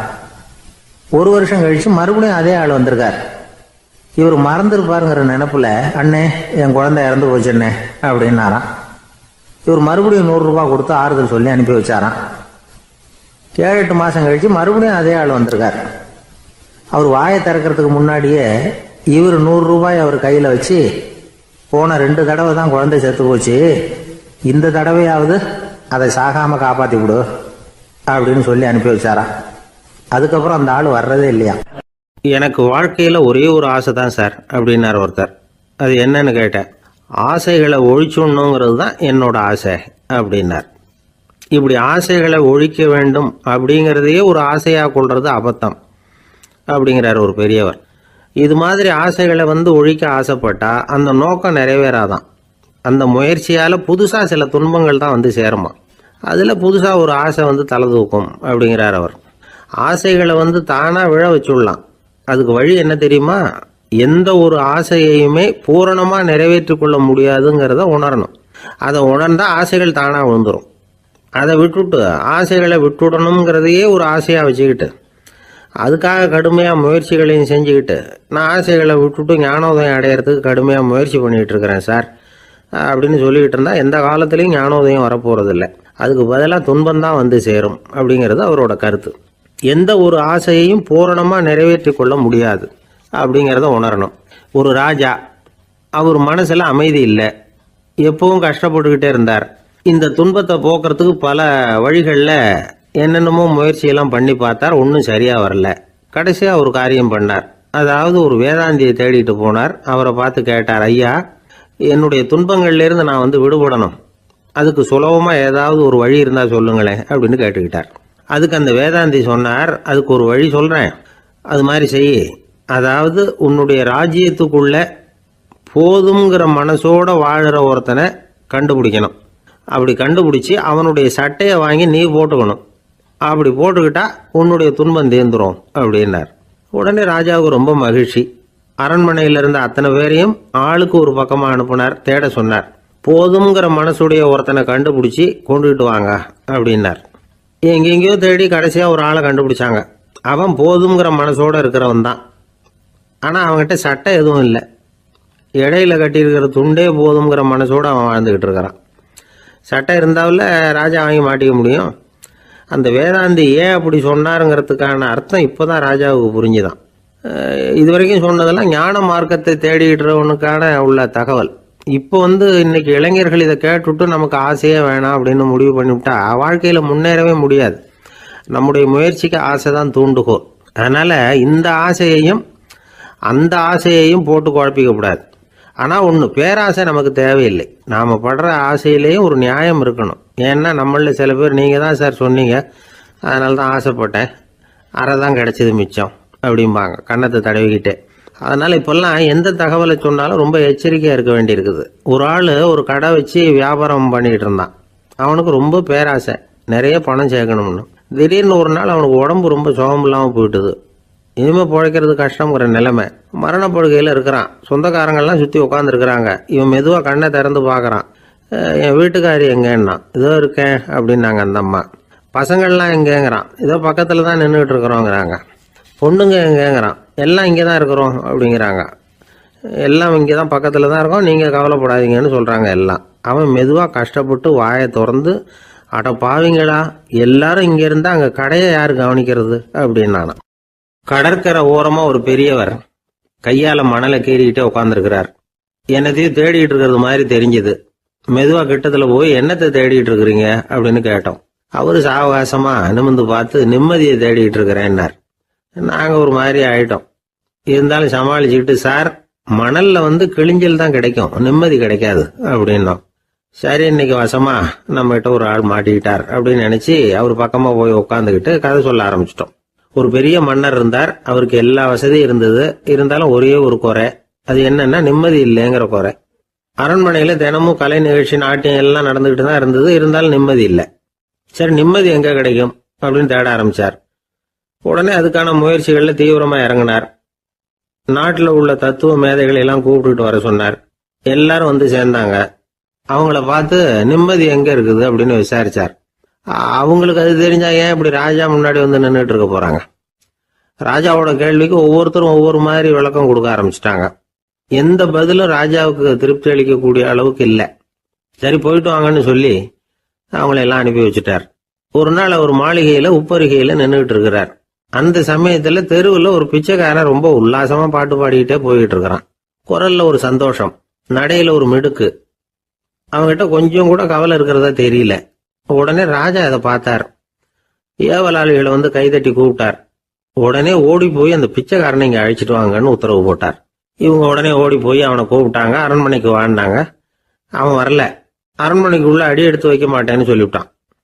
ராஜா கிட்ட விஷயத்தை சொன்னாங்க. அவருக்கு ரொம்ப ஆச்சரியம், இப்படி ஒரு ஆள் இருக்கிறானா அப்படின்னு. சரி, அவன் என்னதான் சொல்றான் அப்படின்னு விசாரிச்சார். இவங்க மறுபடியும் தெருவுக்கு போய் கேட்டாங்க. என்ன பார்க்கணும்னா ராஜா விருப்பப்பட்டாருன்னா அவரை வேணும்னா இங்க வர சொல்லுங்க அப்படின்னு சொல்லிவிட்டான். அதை ராஜா கிட்ட சொன்னாங்க. அவருக்கு கோபம் வரல. இவ்வளவு சுதந்திர உணர்வோடு இருக்கிறவன் சாதாரண ஆளா இருக்க முடியாது அப்படின்னு நினைச்சார். உடனே கிடுகிடுன்னு இறங்கி தெருவுக்கு வந்தார். பிச்சைக்காரங்கிட்ட போனார். நீ கவலைப்படாம சந்தோஷமா பாடிக்கிட்டு போறியே, அது எப்படி முடியுது உன்னால அப்படின்னு கேட்டார். ஏன் அப்படி கேக்குறீங்கன்னு அவன், அதுக்கு இல்ல, எனக்கு அரண்மனையில எவ்வளவோ சுகபோகங்கள்லாம் இருக்கு, இருந்தாலும் நிம்மதி இல்லை. இது ஏன்னு எனக்கு தெரியல. இந்த தேசத்துல உள்ள அறிஞர்களை எல்லாம் கூப்பிட்டு கேட்டு பார்த்துட்டேன், அவங்களுக்கும் தெரியல. உன்னை கேட்டா தெரியும்னு நினைச்சேன், அதனாலதான் சந்திக்கிறதுக்கு ஆசைப்பட்டேன். ஆனா நீ வரமாட்டேன்னுட்டியே அப்படின்னார். பிச்சைக்காரன் கடகடன்னு சிரிக்க ஆரம்பிச்சுட்டான். மகிழ்ச்சிக்கும் உங்களுக்கும் தடையா இருக்கிறது இந்த மாளிகை தான். இதை விட்டுட்டு வெளியில வந்துட்டா நிம்மதி தேடிட்டு வந்துரும்னா. நான் அரசன், எனக்குன்னு கடமைகள் இருக்கு, அதையெல்லாம் விட்டுட்டு எப்படி வர முடியும்னார் ராஜா. ரெண்டும் ஒரே நேரத்துல கிடைக்கணுங்கிறது முடியாத காரியம். உங்க சுகபோகத்துக்கு விலையாதான் உங்க நிம்மதியை கொடுத்துக்கிட்டு இருக்கிறீங்க. என்ன பாருங்க, என்கிட்ட எதுவும் இல்லை, அதனால எதுவும் போயிடுமோங்கிற பயமும் இல்லை, நிம்மதியா இருக்கிறேன் அப்படின்னா அவன். ராஜா உடனே சந்தோஷப்பட்டு தன்னுடைய மேலங்கியை எடுத்து அவனுக்கு பரிசா கொடுத்தாரான். அவன் சிரிச்சுக்கிட்டே அதை வாங்க மாட்டேன்னு விட்டானான். இதை நீங்க எனக்கு கொடுக்கறதுனால எந்த பயனும் இல்லை, அதே நேரத்துல அதை வாங்கிக்கிட்டேன்னா அடுத்த வினாடியிலிருந்து அதை எப்படி காப்பாத்துறதுங்கிற கவலை எனக்கு சேர்ந்துடும். அப்புறம் தூக்கம் வராது, நிம்மதி போயிடும் அப்படின்னானா. சொல்லிவிட்டு அவன் பாட்டுக்கு சந்தோஷமா பாடிக்கிட்டே போயிட்டான். நிம்மதி எங்க இருக்குங்கிறதையும் ராஜா தெரிஞ்சுக்கிட்டார். அந்த இடத்துக்கு தன்னால போக முடியாதுங்கிறதையும் அவர் புரிஞ்சுக்கிட்டார். இப்படி இந்த கதைய அந்த கடற்கரையில மணலை கீறிக்கிட்டே உட்கார்ந்துருந்தார அந்த பெரியவர்கிட்ட சொல்லி முடிச்சோம். அவர் முகத்துல ஒரு தெளிவு தெரிஞ்சது. எங்களை நிமிர்ந்து பார்த்தார். ரொம்ப நன்றிங்க, இப்ப எனக்கு தெரிஞ்சு போச்சு. நிம்மதி வேணும்னா அதுக்கு என்ன பண்ணணும்னு இப்ப நல்லா புரிஞ்சுக்கிட்டேன் அப்படின்னார். என்ன புரிஞ்சுக்கிட்டீங்கன்னு கேட்டோம். இனிமே இந்த பக்கம் வந்தா உங்க கண்ணுல படாத இடமா பார்த்து உட்காரணும்னு புரிஞ்சுக்கிட்டேன் அப்படின்னார். ஒரு ரயில் வேகமா போயிட்டு இருக்கு. அது ஒரு ரயில்வே ஸ்டேஷன்ல கொஞ்ச நேரம் நின்னுது. அப்போ அதுல ஒரு ஆள் ஏறினார். தலையில ஒரு மூட்டையை வச்சிருந்தார். மூட்டையை தலையில சுமந்துக்கிட்டே உள்ள வந்தாரு. மூட்டையை தலையில சுமந்துக்கிட்டே ஒரு இடத்துல உட்கார்ந்தார். ரயில் மறுபடியும் புறப்பட்டது. இவர் தன் தலையில இருந்த மூட்டையை கீழே இறக்கி வைக்கணும்ல, வைக்கல, சுமந்துக்கிட்டே வர்றார். எதிரில் உட்காந்துருந்தவர் கேட்டார், ஏங்க ஏன் இப்படியே உட்காந்துருக்கிறீங்க தலையில மூட்டையை வச்சுக்கிட்டு?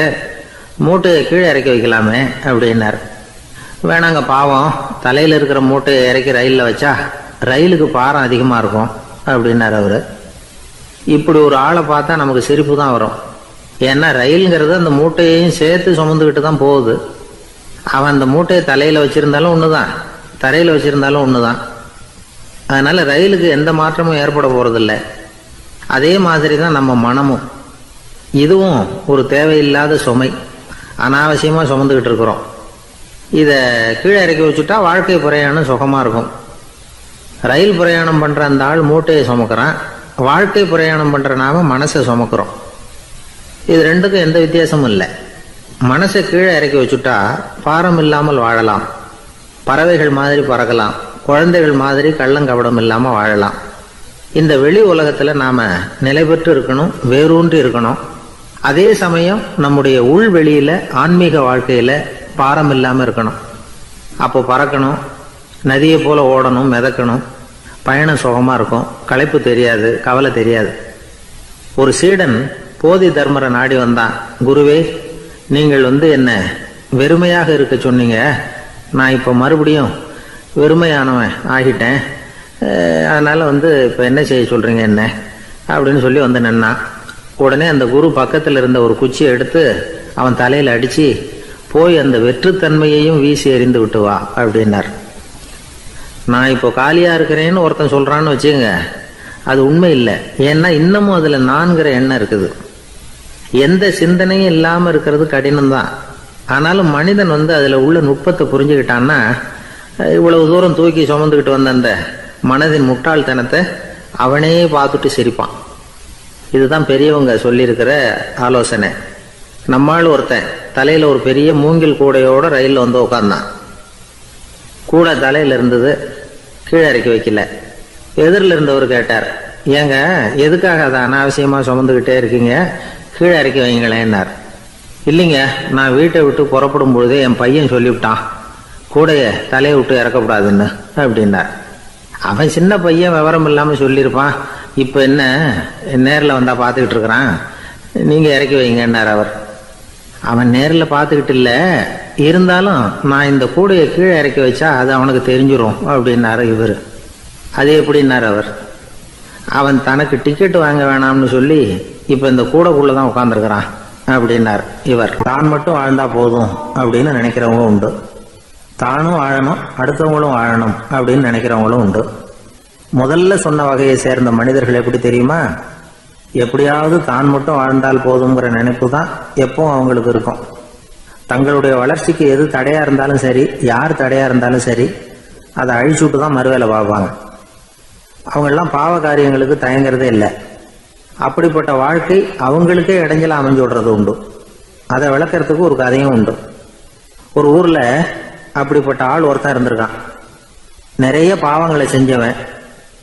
அதன் காரணமா நரகப்படுகொழியில விழுந்துட்டான். நரகப்படுகொழிங்கிறது ஒரு பெரிய கிணறு மாதிரி. ஏற்கனவே பாவம் செஞ்சவங்க நிறைய பேர் அதுல விழுந்து கிடக்குறாங்க. உள்ள ஏகப்பட்ட சத்தம், எல்லாம் அந்த பாவாத்மாக்கள் போடுற சத்தம். இப்போ விழுந்தானே, இவனும் சத்தம் போட்டான். இவன் போடுற சத்தம் கொஞ்சம் அதிகமா கேட்டுது. இந்த கிணத்துக்கு பக்கத்துல புத்தர் உட்கார்ந்துருக்கிறார். அவர் காதுல இவன் போடுற சத்தம் விழுந்தது. உடனே அந்த கிணத்தடிக்கு போனார், குனிஞ்சு பார்த்தார். சாமி என்னை காப்பாத்துங்க அப்படின்னு கத்தனா இவன். புத்தர் அவனை கொஞ்சம் கவனிச்சு பார்த்தார். மனித சமுதாயத்துக்கு அவன் என்னென்ன கெடுதல் பண்ணியிருக்கிறாங்கிற விவரம்லாம் அவர் மனக்கண்ணில் தெரிஞ்சது. அவருக்கு எல்லாம் புரிஞ்சு போச்சு. இருந்தாலும் அவனை காப்பாத்துறதுக்கு ஏதாவது வழி உண்டா அப்படின்னு யோசிச்சார். அவன் தன்னுடைய வாழ்நாளில் ஏதாவது நல்லது செஞ்சிருக்கானா அப்படின்னு பார்த்தார். ஒரே ஒரு சமயம் அவன் தன்னுடைய காலடியில மிதிபட இருந்த சிலந்தியை மிதிக்காமல் தாண்டி போயிருக்கிறான்.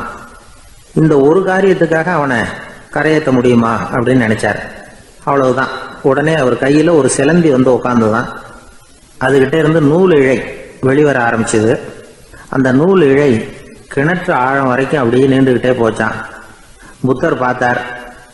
இந்த நூலை பிடிச்சிக்கிட்டு மேலே ஏறி வா அப்படின்னார். என்னங்க சொல்றீங்க, இந்த சிலந்தி நூல் என்ன தாங்குமான்னு கத்தினான். எல்லாம் தாங்கும், அதை பிடிச்சிக்கிட்டு ஏறி வா அப்படின்னார். சந்தேகத்தோடவே அவன் அந்த நூல் இழைய பிடிச்சி இழுத்து பார்த்தா ரொம்ப வலுவா இருந்தது.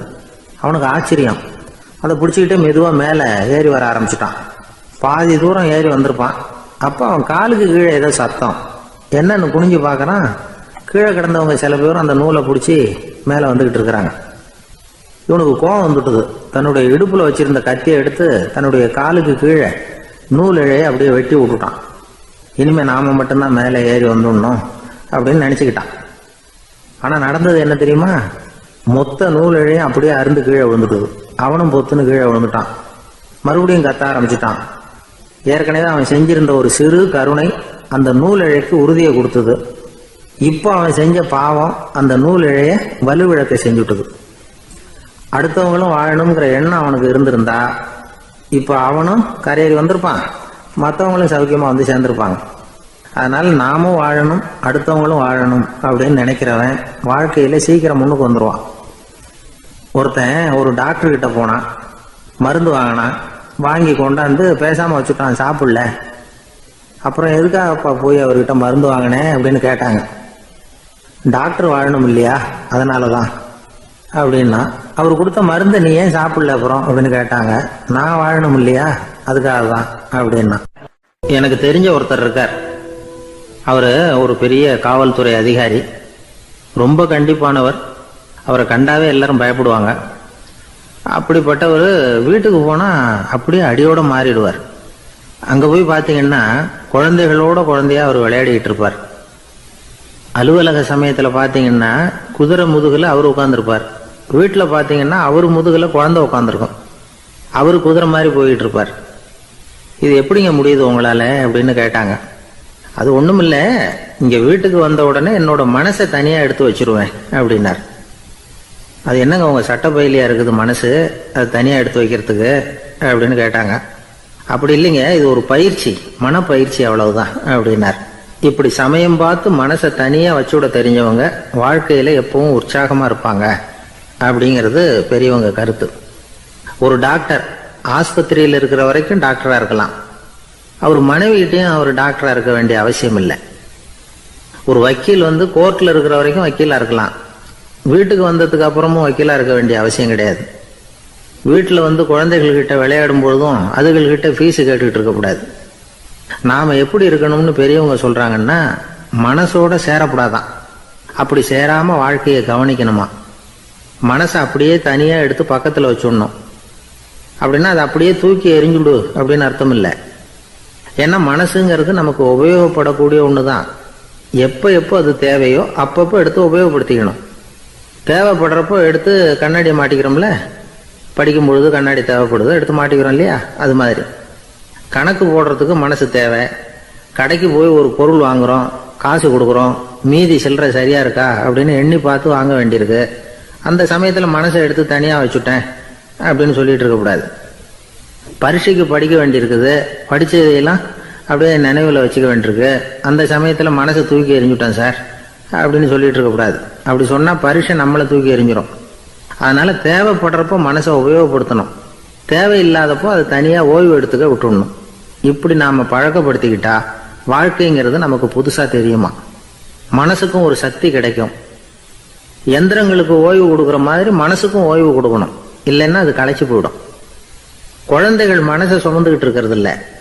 இது முதியவர்கள் குழந்தைகள் கிட்டே இருந்து கத்துக்க வேண்டிய ஒரு பாடம். ஆனாலும் இந்த கால குழந்தைகள் கிட்ட ரொம்ப எச்சரிக்கையா இருக்க வேண்டியிருக்கு. ஒரு தாத்தாவும் பேரனும் விளையாடிக்கிட்டு இருக்கிறாங்க. தாத்தா எனக்கு சைக்கிள் ஓட்ட கத்து கொடு அப்படிங்கிறான் பேரன். சைக்கிள் உயரம் கூட இல்லை, அதுக்குள்ள சைக்கிள் ஓட்டணுமா அப்படின்னாரு தாத்தா. ஏன் தாத்தா, ரயில் ஓட்டுறாரு, அவர் என்ன ரயில் நீளமா இருக்கார் அப்படின்னு கேட்டானா அந்த பையன். ராமகிருஷ்ணர் வாழ்ந்த காலத்தில் நடந்த ஒரு நிகழ்ச்சி இது. அப்போ ஒரு ஓவியர் இருந்தாராம். அவருக்கு ஒரு ஆசை, ராமகிருஷ்ணர் படத்தை வரையணும், அதை அவர்கிட்டயே கொண்டுட்டு போய் காட்டி அபிப்பிராயம் கேட்கணும். இதுதான் அந்த ஓவியரின் ஆசை. உடனே ராமகிருஷ்ணர் படத்தை வரைஞ்சி முடித்தார். அதை எடுத்துக்கிட்டு போனார். இவர் போன சமயம் அங்கே ராமகிருஷ்ணர் சீடர்களோடு உட்காந்துருக்கிறார். விவேகானந்தர் அங்கே இருக்கிறார். இந்த ஓவியர் கொண்டுகிட்டு போய் தான் வரைந்த ஓவியத்தை அவர்கிட்ட காட்டினார்.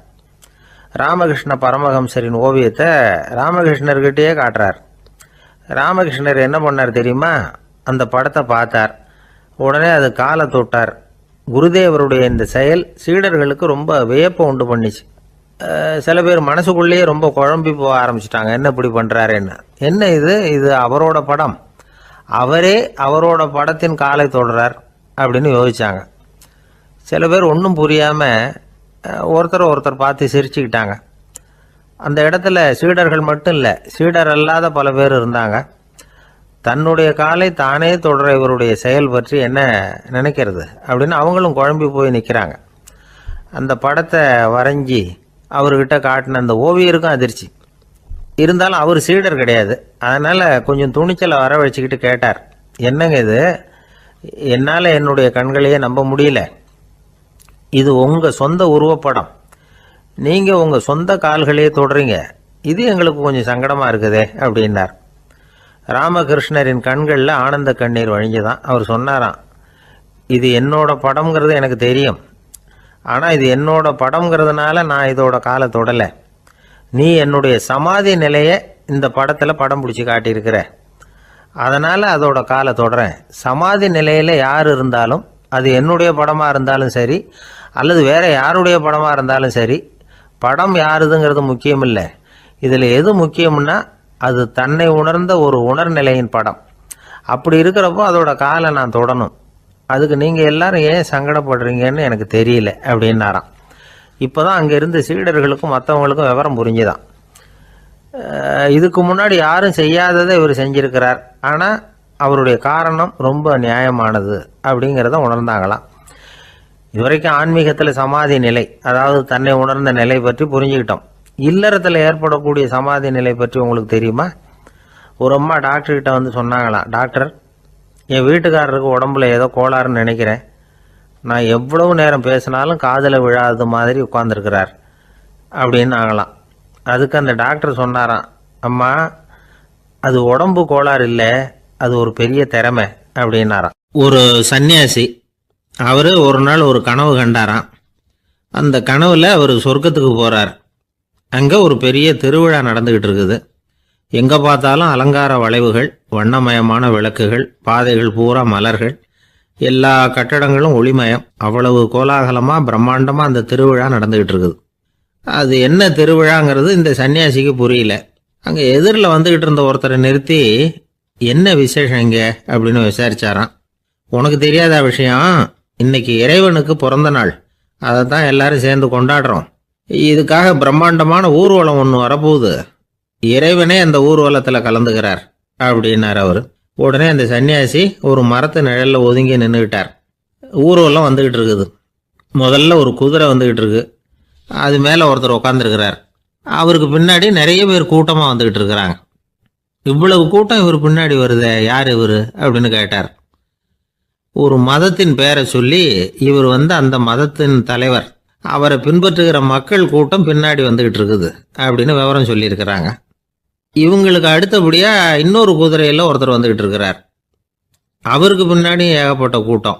இவர் யாருங்க அப்படின்னு கேட்டிருக்கார் சன்னியாசி. அங்கே இருக்கிறவங்க விவரம் சொல்லியிருக்கிறாங்க. இன்னொரு மதத்தின் பெயரை சொல்லி, இவர் அந்த மதத்தினுடைய தலைவர், அவர் வழியை பின்பற்றுகிறவர்கள் அவர் பின்னாடி கூட்டமாக வந்துக்கிட்டு இருக்கிறாங்க அப்படின்ட்டு இருக்காங்க. இப்படி ஒவ்வொருத்தராக குதிரை மேலே வந்துக்கிட்டே இருக்கிறாங்க. அவங்கள பின்பற்றியும் ஒவ்வொரு கூட்டம் வந்துக்கிட்டே இருக்குது. அந்த பெரிய ஊர்வலம் அது பாட்டுக்கு போய்கிட்டு இருக்குது. கடைசியாக அது முடிஞ்சது ரொம்ப நேரம் கழித்து. அதுக்கப்புறம் கொஞ்சம் நேரம் கழித்து ஒரு வயசான ஆள் குதிரை மேலே வந்துக்கிட்டு இருக்கிறார். ஆனால் அவருக்கு பின்னாடி யாருமே இல்லை. அவர் பரிதாபமாக தனியாக வந்துக்கிட்டு இருக்கிறார். அவர் அந்த ஊர்வலத்தை சேர்ந்தவரா இல்லையாங்கிறதே தெரியல. இவர் யார், இவர் ஏன் இப்படி தனியாக வந்துக்கிட்டு இருக்கிறார் அப்படின்னு கேட்டிருக்கார் அந்த சன்னியாசி. என்னது இப்படி கேட்குறீங்க, இவர் தான் கடவுள், இவருக்காக தான் இன்னைக்கு இந்த ஊர்வலமே நடக்குது, இவருக்கு தான் இன்னைக்கு பிறந்த நாள், முன்னாடி போகிற ஊர்வலம் பூரா இவருடைய பிறந்த நாளை கொண்டாடுறதுக்காக தான் அப்படின்ட்டு இருக்காங்க. இதை கேட்டதும் அந்த சன்னியாசிக்கு திடுக்குன்னு தூக்கி போட்டிருக்கு. இது வரைக்கும் கனவு கண்டுகிட்டு இருந்தவர் முடிச்சுக்கிட்டார். அதுக்கப்புறம் தான் யோசிச்சு பார்த்துருக்கார். உண்மைதான், மக்கள் எல்லாரும் வந்து பக்தி மார்க்கத்தில் போகிறதா நினச்சிக்கிட்டு பாதம் மாறி போயிட்டு இருக்கிறாங்க. கடவுளை பின்பற்றுவதாக நினைக்கிறாங்க பக்தர்கள். ஆனால் கடவுளுக்கு பின்னாடி யாருமே இல்லை. இன்னமும் இயல்பாக இதை பற்றி யோசிச்சு பார்த்தா உண்மைக்கு பின்னாடி தான் நான் போய்கிட்டு இருக்கேன் அப்படின்னு நிறைய பேர் சொல்கிறாங்க. ஆனால் அந்த உண்மை வந்து அனாதையாக போய்கிட்டு இருக்குது. அப்படி ஆயிட்டுது உலகம். இந்த காலத்துலேயும் ஒரு ஊர்வலம், ஒரு பெரிய மனுஷருக்கு பிறந்த நாள் விழா. அவர் குதிரை மேலே ஏறி முன்னாடி போயிட்டு இருக்கிறார். அவருக்கு பின்னாடி ஒரு 100 பேர் தொண்டர்கள் அவங்க பாட்டுக்கு போகிறாங்க. எல்லாம் பணம் கொடுத்து ஏற்பாடு பண்ணவங்க, எல்லாம் பணம் வாங்கிட்டு முன்னாடி போயிட்டு இருக்கிறாங்க. கொஞ்சம் தூரம் நடந்ததும் கால் வலிக்க ஆரம்பிச்சுட்டுது. ஒவ்வொருத்தராக அப்படியே ஒதுங்க ஆரம்பிச்சிட்டாங்க. அதான் முன்னாடியே பணம் கிடைச்சிட்டுதே, இனிமேல் ஒதுங்கினா என்னன்னு ஒதுங்கிட்டாங்க. ஒரு கட்டத்தில் குதிரையில் போகிறவர் தற்செயலாக திரும்பி பார்க்குறாரு, பின்னாடி யாருமே இல்லை, எல்லாரும் ஓடி போயிட்டாங்க. ஒரே ஒரு ஆள் மட்டும் ரொம்ப விசுவாசமாக பின்னாடி நடந்து வந்துக்கிட்டு இருந்தான். ஏன்ப்பா நீ மட்டும் வந்துக்கிட்டு இருக்கிறியே, நீ வீட்டுக்கு போகலையான்னு கேட்டிருக்காரு அவர். நீங்கள் அந்த குதிரையையும் அதுக்குள்ள வாடகை பணத்தையும் கொடுத்துட்டீங்கன்னா நானும் போயிடுவேன் அப்படின்னு நானா. இந்த ஆள் ஊரில் ஒருத்தர் இருந்தார், ரொம்ப நல்லவர், யாருக்காவது ஏதாவது கொடுத்துக்கிட்டே இருப்பார், கொடையாளி. தினமும் யாராவது ஒருத்தருக்கு ஏதாவது கொடுக்கலன்னா அவருக்கு தூக்கம் வராது, அப்படி ஒரு பழக்கம். அது மட்டும் இல்லை, அவர் கொடுக்கறது அடுத்தவங்களுக்கு தெரியாது, அவ்வளவு ரகசியமாக அதை கொடுப்பார். வலது கை கொடுக்கறது இடது கைக்கு தெரியக்கூடாதுன்னு சொல்லுவாங்கள்ல, அது மாதிரி அவர். ஒரு நாள் ராத்திரி அவர் ஏற்கனவே தயாராக கட்டி வச்சிருந்த பணம் முடிச்ச கையில் எடுத்துக்கிட்டு வீட்டை விட்டு வெளியில் வந்தார். தெருவில் இறங்கி நடந்தார். இன்னைக்கு யாருக்கு தர்மம் செய்யறது அப்படின்னு யோசனை பண்ணிட்டு இருட்டில் நடந்து வந்துகிட்டு இருக்கிறார். யாரோ ஒருத்தர் எதிரில் வர்றது மாதிரி தெரிஞ்சுது. உடனே அவர் கிட்ட போனார். தன்கிட்ட இருந்த பணம் முடிச்சு அவசரமாக அவர் கையில் திணிச்சுட்டு திரும்பி வந்துட்டார். அப்பாடா, ஒரு வழியாக யாருக்கும் தெரியாமல் இன்னைக்கு தர்மம் பண்ணியாச்சு அப்படிங்கிற மகிழ்ச்சி, மன நிறைவு அவர் முகத்தில். நிம்மதியாக தூங்கினார். அப்புறம் எழுந்திரிச்சார். மறுநாள் காலையில் ஊர் பூரா ஒரே பேச்சு. என்ன பேச்சுன்னா, நேற்று ராத்திரி ஒரு திருடன் கையில் யாரோ பணத்தை கொடுத்துட்டு போயிருக்கிறாங்க அப்படின்னு எல்லாரும் பேசிக்கிட்டு இருக்கிறாங்க. இதை கேள்விப்பட்டதும் அந்த பெரியவருக்கு ரொம்ப வருத்தமாக போச்சு. அடடா, போயும் ஒரு திருடனுக்காக உதவி பண்ணியிருக்கிறோம், பிரயோஜனம் இல்லாமல் போட்டுதே அப்படின்னு நினச்சார். சரி, இன்னைக்கும் யாருக்காவது உதவி பண்ணணும் அப்படின்னு முடிவு பண்ணினார். ராத்திரி நேரம் வந்தது. இவர் வழக்கம் போல் தெருவில் இறங்கி நடந்தார். கையில் பணம் முடிச்சு. எதிரில் ஒரு பெண் உருவம் மங்கலாக தெரிஞ்சது. இவர் உடனே அந்த பெண்கிட்ட பணத்தை கொடுத்துட்டு திருப்தியாக திரும்பி வந்துட்டார். மறுநாள் காலையில் ஊர் பூரா என்ன பேசிக்கிட்டாங்க தெரியுமா? நேற்று ராத்திரி நெறி தவறி நடக்கிற ஒரு பெண்ணின் கையில் யாரோ பணத்தை வச்சுட்டு போயிருக்கிறாங்க அப்படின்னு எல்லாரும் பேசிக்கிறாங்க. அடடா, இன்னைக்கும் தவறுதலாக நடந்து போச்சு அப்படின்னு ஒரு வருத்தப்பட்டார். இருக்கட்டும், இன்னைக்கும் ஏதாவது தர்மம் பண்ணுவோம் அப்படின்னு நினச்சிக்கிட்டாரு. 3வது நாள் ராத்திரியும் புறப்பட்டார். இப்பவும் எதிரில் ஒருத்தர் வந்தார். இவர் பணத்தை கொடுத்தார், திரும்பி வந்துட்டார்.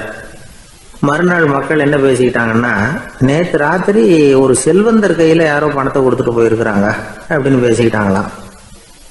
அவருக்கு ரொம்ப வருத்தமாக போட்டுது. என்ன இது, தினம் இப்படி ஆகிக்கிட்டு இருக்குதே அப்படின்னு நினச்சிக்கிட்டே படுத்து தூங்கினார். அன்னைக்கு ராத்திரி ஒரு கனவு. அந்த கனவுல இறைவன் வந்து சொன்னாராம், இதை பாருப்பா, நீ கொடுத்த தர்மம் வீணா போயிடல, உன்கிட்ட பணம் வாங்கின அந்த திருடன் திருந்திட்டான், அந்த பொண்ணும் திருந்திட்டா, அந்த செல்வந்தனும் கொடையாளி ஆயிட்டான், எல்லாருக்கும் உதவி பண்ண ஆரம்பிச்சுட்டான் அப்படின்னு சொன்னாராம். இந்த கதையை சொன்னவர் யாருன்னா நபிகள் நாயகம். இதில் உள்ள கருத்து என்னன்னா, நல்ல மனசோட தர்மம் பண்ணுனா அது வீணா போறதில்லை. இன்னொரு கருத்து, தர்மம் வந்து தன்னை மட்டுமல்ல அடுத்தவங்களையும் தீமையிலிருந்து காப்பாற்றும். இதுதான் நாம புரிஞ்சிக்க வேண்டியது. இந்த காலத்திலையும் இது மாதிரி சில சம்பவங்கள் நடக்கிறது உண்டு. ஒரு பெரியவர் இருட்டில் நடந்து வந்துகிட்டு இருந்தாரு. எதிரில் வந்த ஒருத்தன் வலுக்கட்டாயமாக ஒரு கையை பிடிச்சி ஒரு பண முடிப்பை கொடுத்து வச்சுக்க சொல்லிவிட்டு விலகி போயிட்டான். பெரியவருக்கு ஆச்சரியம், இந்த காலத்திலையும் இப்படி வலது கை கொடுக்கறது இடது கைக்கு தெரியக்கூடாதுன்னு நினைக்கிற கொடையாளிகள் உண்டு போல இருக்கு அப்படின்னு யோசனை பண்ணிக்கிட்டே நடந்தார்.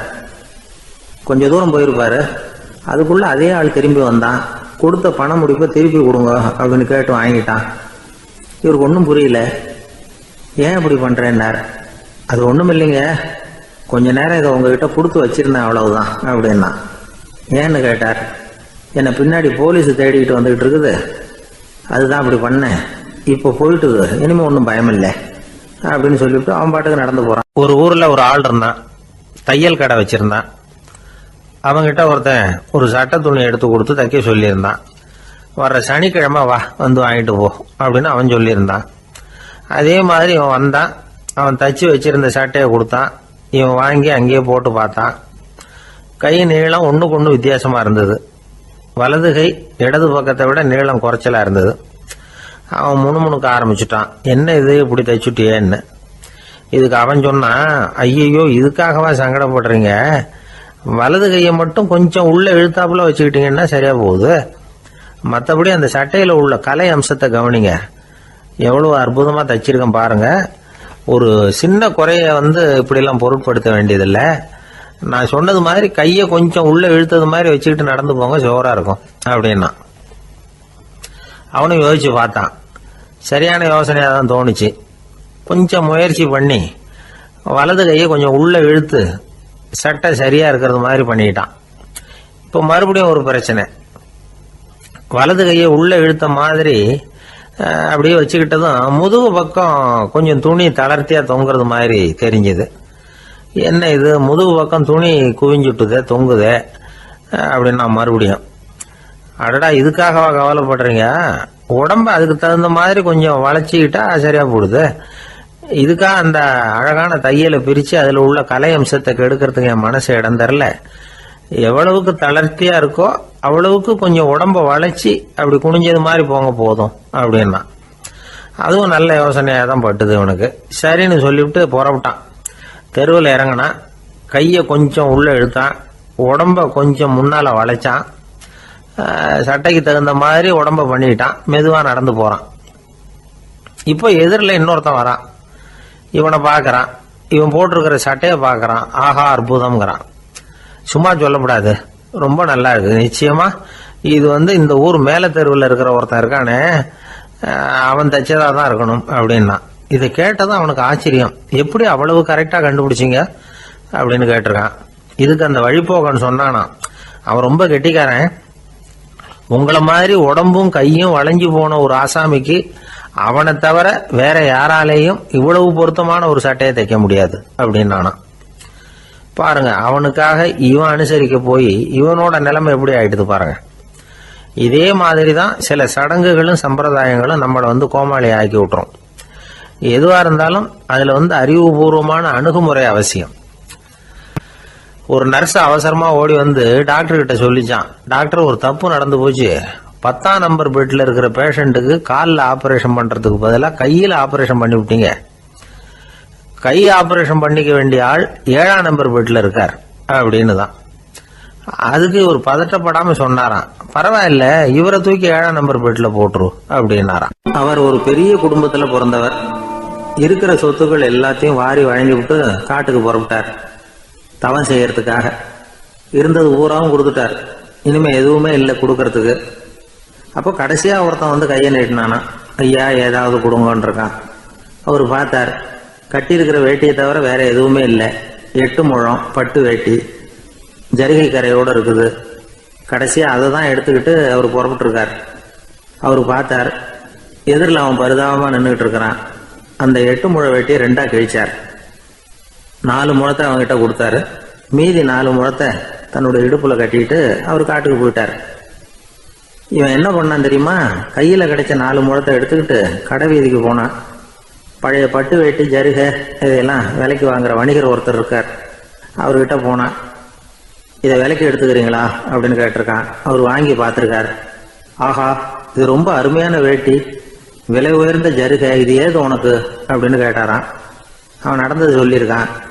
அப்படின்னா ஒன்று செய்ய, இந்த வேட்டியோட இன்னொரு பாதியையும் மெதுவாக வாங்கிட்டு வந்துரு, உனக்கு நிறைய பணம் தர்றேன் அப்படின்னாரான் அந்த வணிகர். இவன் கொஞ்சம் யோசனை பண்ணி பார்த்தான். கொஞ்சம் இருங்க வந்து விடுறேன் அப்படின்னு சொல்லிவிட்டு நேராக காட்டுக்கு போனான். அவர் எங்கே இருக்காருன்னு தேடி கண்டுபிடிச்சான்.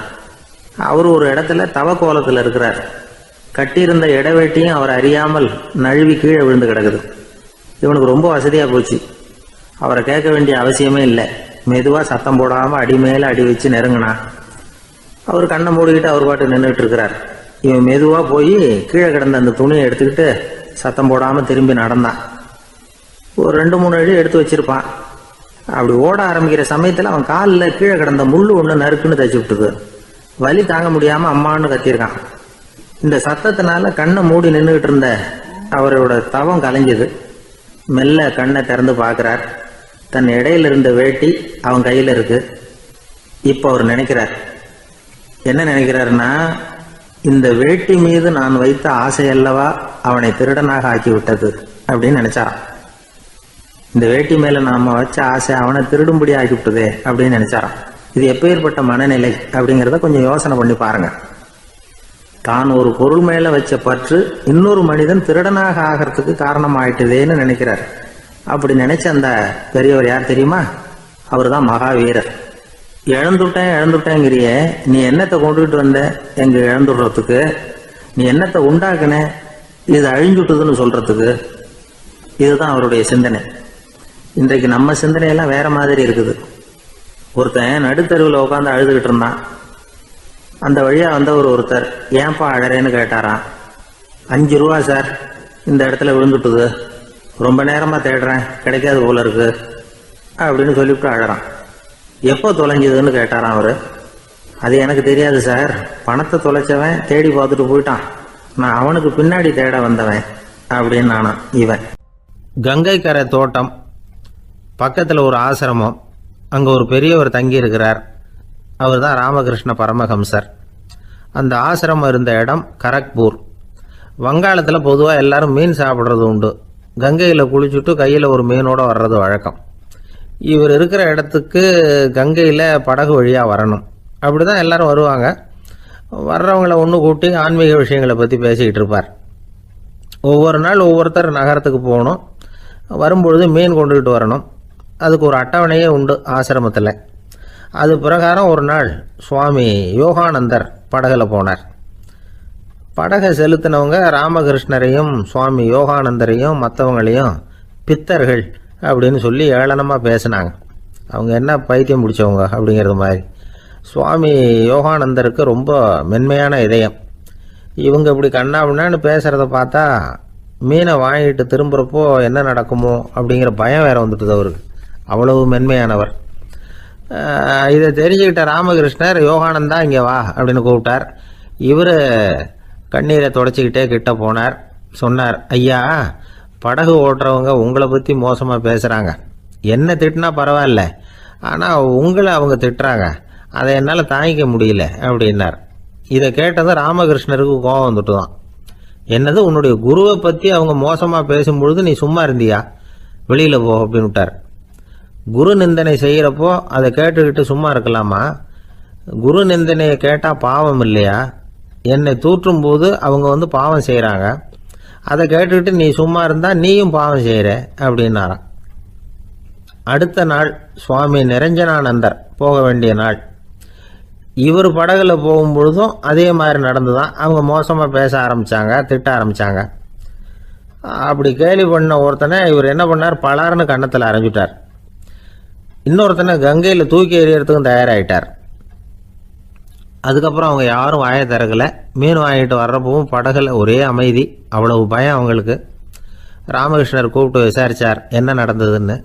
இவர் சொன்னார், அவர் யோகானந்தா போகும்பொழுது என்ன நடந்ததோ அப்படியே தான் இப்பவும் நடந்தது. குரு நிந்தனை செய்கிறத கேட்டுக்கிட்டு நான் சும்மா இருப்பேனா? ஒருத்தனை அப்படியே அரைஞ்சுட்டேன், இன்னொருத்தனை ஆற்றுல தூக்கி போட்டுருவேன்னு பயமுறுத்தினேன், அவ்வளவுதான் அப்படின்னாராம். இப்போவும் ராமகிருஷ்ணருக்கு கோபம் வந்துட்டு தான். என்ன இது, அணியறது காஷாயம், இருக்கிறது ஆசிரமம், உனக்கு இவ்வளவு கோபம் வந்ததுன்னா அப்புறம் என்னத்துக்கு ஆசிரமத்தில் இருக்கணும்? பிரம்மச்சாரி எப்பவும் அமைதியாக இருக்கணும் அப்படின்னு அறிவுரை சொன்னாராம் ராமகிருஷ்ணர். அப்போ இவர் கேட்டாராம், ஏங்க அவருக்கு ஒரு விதமான அறிவுரை சொன்னீங்க, எனக்கு வேற விதமாக அறிவுரை சொல்கிறீங்க, இதில் எது உண்மை அப்படின்னு கேட்டிருக்கார். இதுக்கு ராமகிருஷ்ணர் சொன்ன பதில் என்னென்னா, அட அசடே, சக்கரத்தில் காற்று அதிகமாக இருந்தால் குறைக்கணும், குறைச்சலாக இருந்தால் கூட்டணும். அவன் சாது, அவனுக்கு அதிக உணர்ச்சி தேவை, உனக்கு படபடப்பு அதிகம், உனக்கு பொறுமை தேவை அப்படின்னாராம். இதில் உள்ள கருத்து என்னென்னா, கல்விங்கிறது எப்படின்னா அதை சூழ்நிலைக்கு தகுந்த மாதிரி கற்பிக்கணும். எல்லாருக்கும் ஒரே மாதிரி கற்பிக்கக்கூடாது. கேட்குற ஒரு தகுதி, புரிஞ்சுக்கிற திறமை, இதை பொறுத்து கல்வி அமையணும். ஆரம்ப காலத்தில் ஒரு குரு, அப்போ ஒரு சீடன் இருந்தான். அது வேடிக்கையான குரு, வேடிக்கையான சீடன். ஒரு ஆசிரமம். ஒரு நாள் ஒருத்தன் அவசரமாக அந்த குருவை தேடி வந்திருக்கிறான். என்ன விஷயம்னு விசாரித்தார் குரு. உங்கள் சீடர் என்னை அடிச்சுட்டார் அப்படின்னு புகார் பண்ணானா அந்த ஆள்.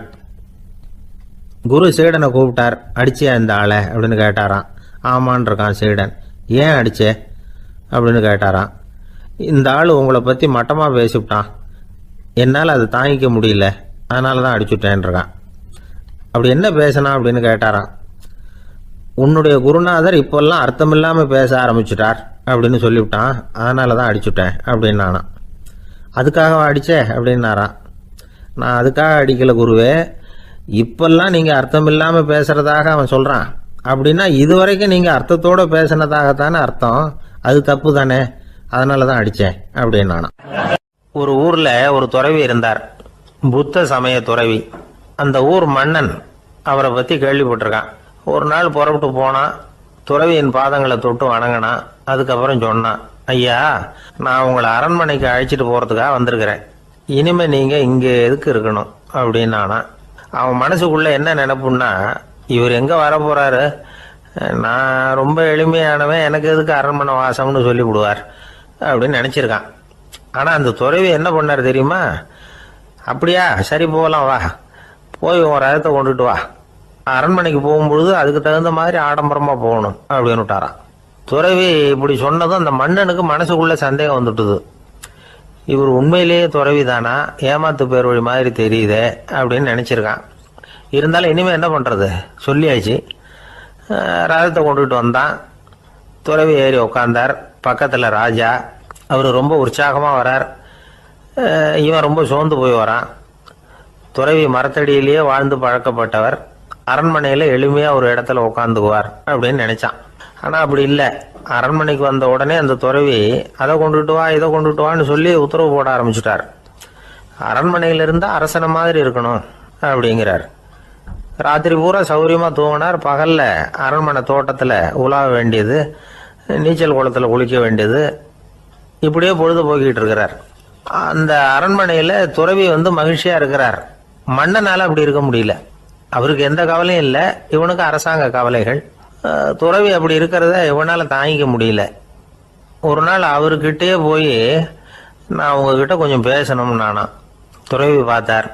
நான் இந்த அரண்மனைக்கு வரும்பொழுதே நீ என்னமோ என்கிட்ட கேட்கணும்னு நினைச்ச, ஏன் காலதாமதம், நீ அனாவசியமாக உன்னையே தொந்தரவு பண்ணிட்டு இருக்கிற, நீ கவலையாக இருக்கேங்கிறது எனக்கு புரியுது.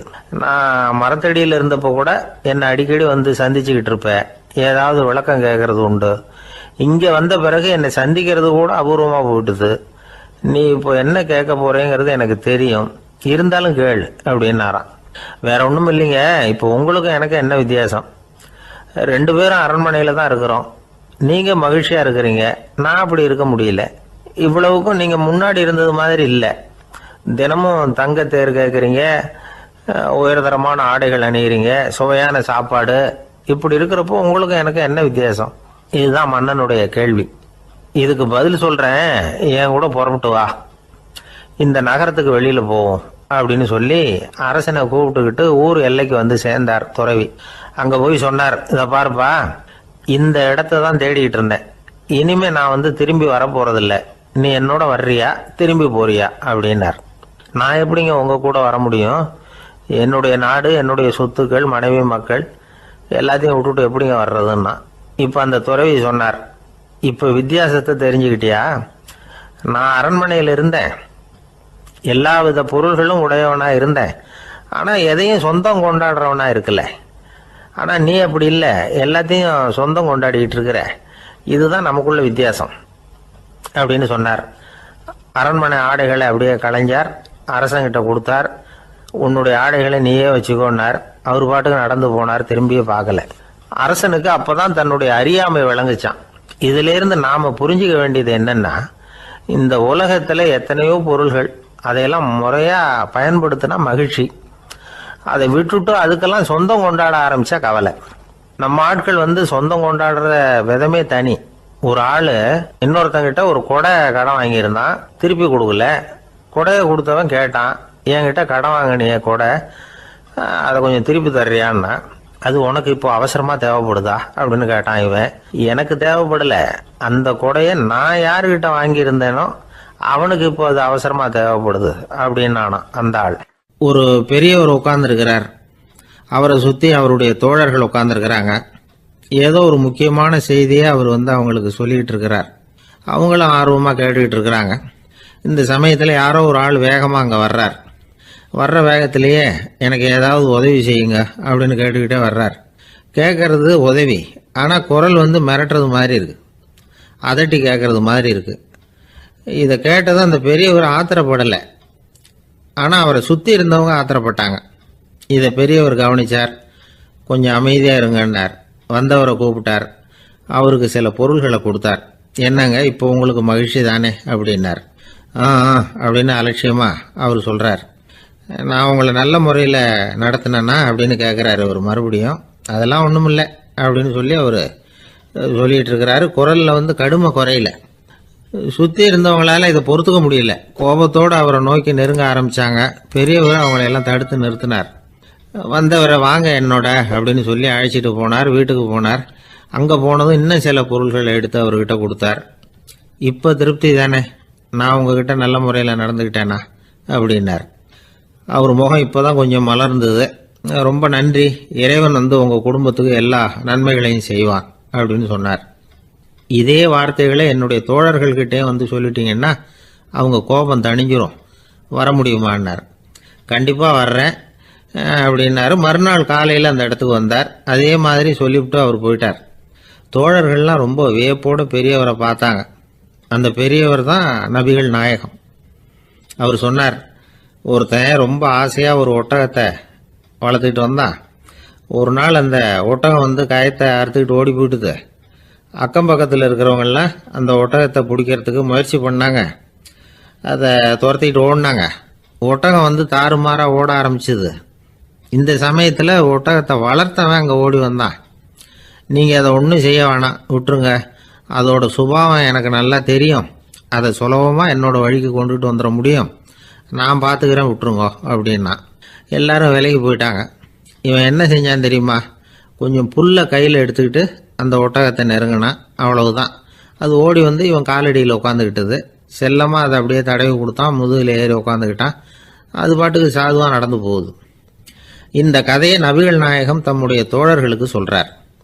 ஒட்டகத்தை மட்டும் இல்லை, சில மனிதர்களையும் கூட சில விதத்தில் அணுகிதான் அவர்களை சீர்திருத்த வேண்டியிருக்குது அப்படிங்கிறத அவங்களுக்கு உணர்த்தினார். இது ஒரு அழகான உளவியல் அணுகுமுறை.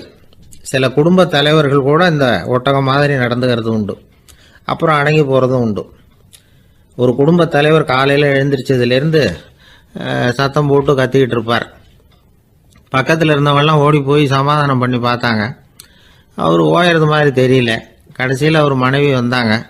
நீங்கள் எல்லாம் விலகி போயிடுங்க, அவர் சுபாவம் எனக்கு தெரியும், நான் பார்த்துக்கிறேன் அப்படின்னாங்க.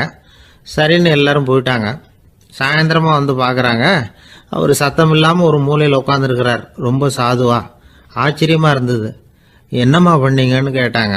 அது ஒன்றும் இல்லைங்க, ஒரு வேளை சாப்பாட்டை நிறுத்தினேன், பட்னி போட்டேன், அவ்வளவுதான் அப்படின்னாங்க அந்த அம்மா. ஒரு சராசரி மனிதனுடைய இயல்பு என்ன? இன்பம் வந்தால் துள்ளி குதிப்பான், துன்பம் வந்தால் சோர்ந்து போய் ஒரு மூலையில் உட்காந்துருவான். இவன் தான் சராசரி மனிதன். ஆனால் ஒருத்தன் இன்பம் வந்தால் அதுக்காக மகிழ்ச்சி அடையிறதில்ல, துன்பம் வந்தால் அதுக்காக சோர்ந்து போகிறதில்ல அப்படின்னு வச்சுக்கோங்க. அப்படி இருந்தால் அவன் சாதாரண ஆள் கிடையாது. ஒரு ஊரில் ஒரு ஞானி இருந்தார். அவரை தேடிட்டு ஒரு பெரியவர் வந்தார். ஐயா, ஞானத்தில் சிறந்த ஞானம் எது அப்படின்னு கேட்டாராம். இதுக்கு அந்த ஞானி என்ன பதில் சொன்னார் தெரியுமா? இன்பத்தினால மகிழ்ச்சி அடையாமலும் துன்பத்தினால சோர்வு அடையாமலும் இருக்கிறது தான் அந்த ஞானம், பெரிய ஞானம் அப்படின்னாராம். சரி சுவாமி, அப்படிப்பட்ட ஞானம் உங்களுக்கு எப்படி வந்ததுன்னு கேட்டிருக்காரு இவர். அதை நான் ஒரு கழுதைகிட்ட இருந்து கற்றுக்கிட்டேன் அப்படின்னாராம் அவர். இவருக்கு ஒன்றும் புரியல, ஒரு மாதிரியாக முழிச்சிருக்கிறார். இதை அவர் புரிஞ்சுக்கிட்டார்.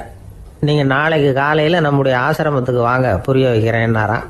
சரின்னு அவர் போயிட்டார். மறுநாள் காலையில் ஆசிரமத்துக்கு வந்து சேர்ந்தார்.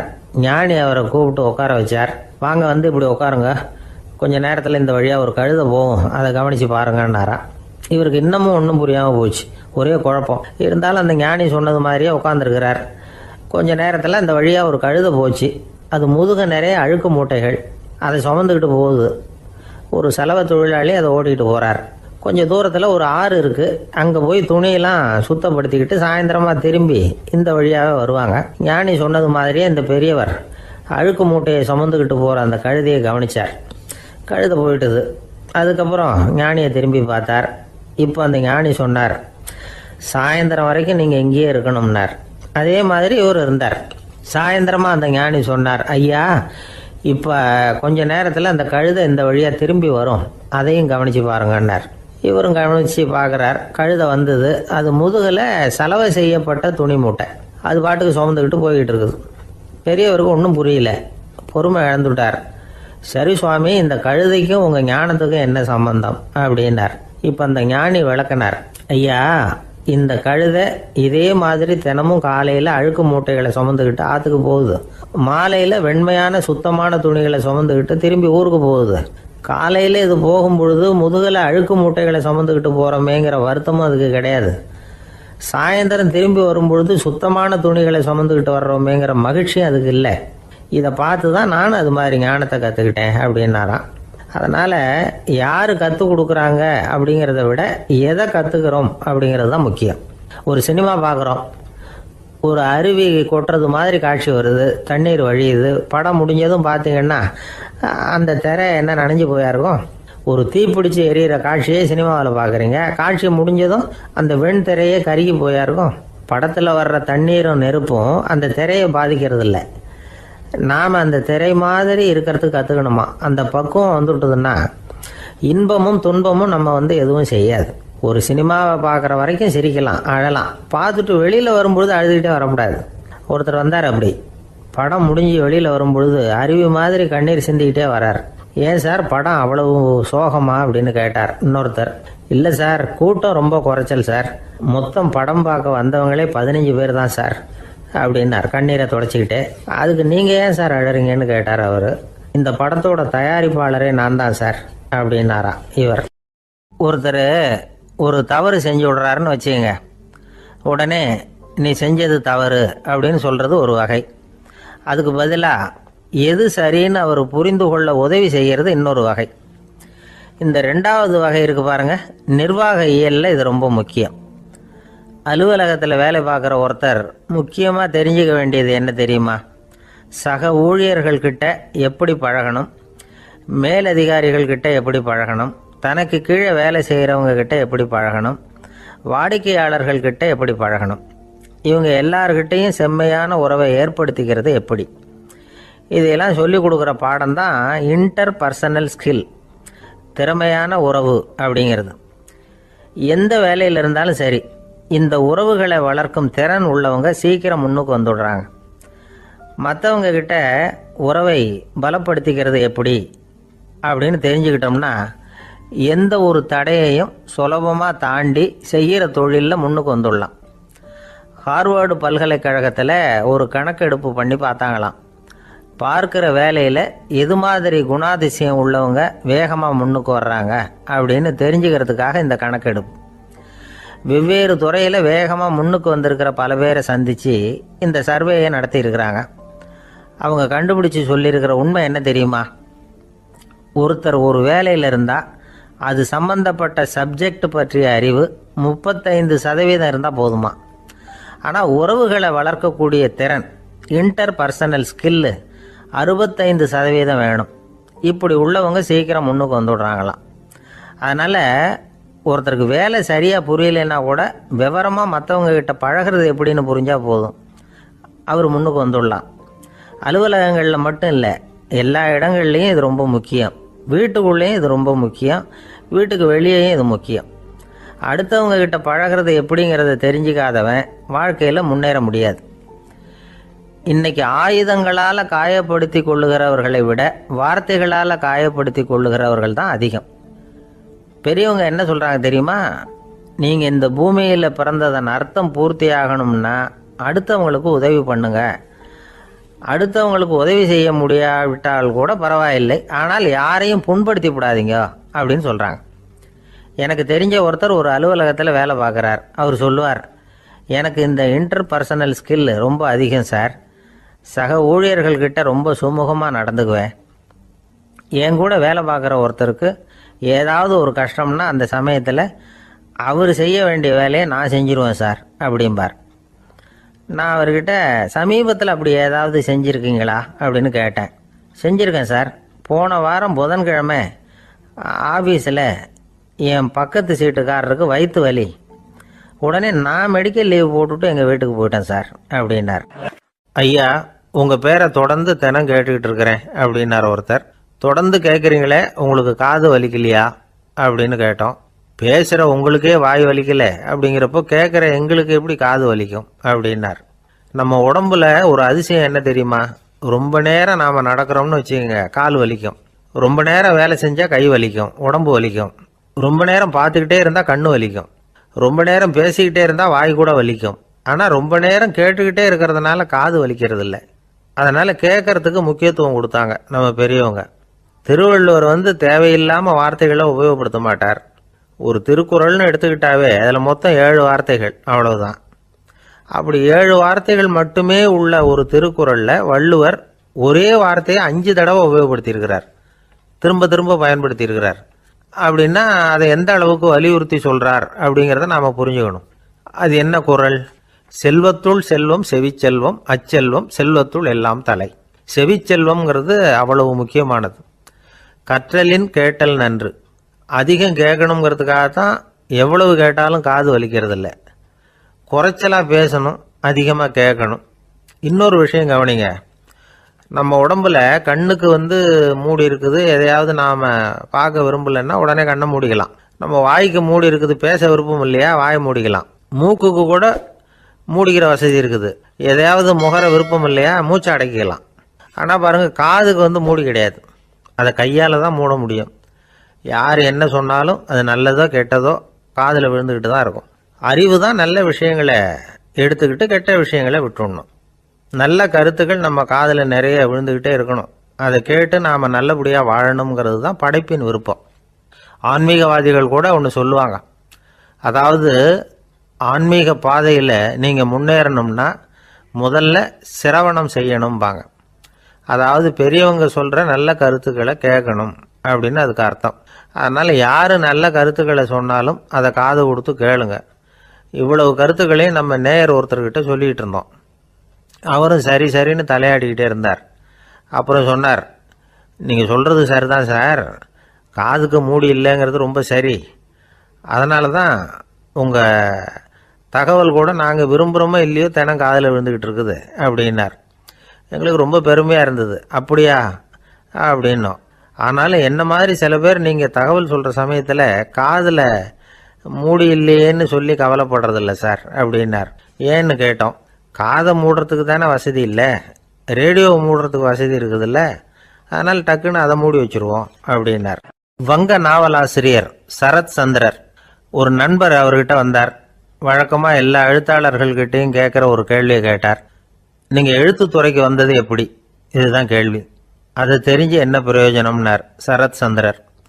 சும்மா சொல்லுங்களேன், தெரிஞ்சுக்கிறேன் அப்படின்னார் வந்தவர். சரி சொல்கிறேன்னு ஆரம்பித்தார். நான் ரங்கூனில் வேலை பார்த்துக்கிட்டு இருந்தேன். சம்பளம் பத்தில், வேலையும் பார்த்துக்கிட்டு ஒரு பலசரக்கு கடை வைக்கலாம்னு நினச்சேன். என்னால் மளிகை கடை வச்சு சரியாக நடத்த முடியுமாங்கிற சந்தேகம் என் மனைவிக்கு.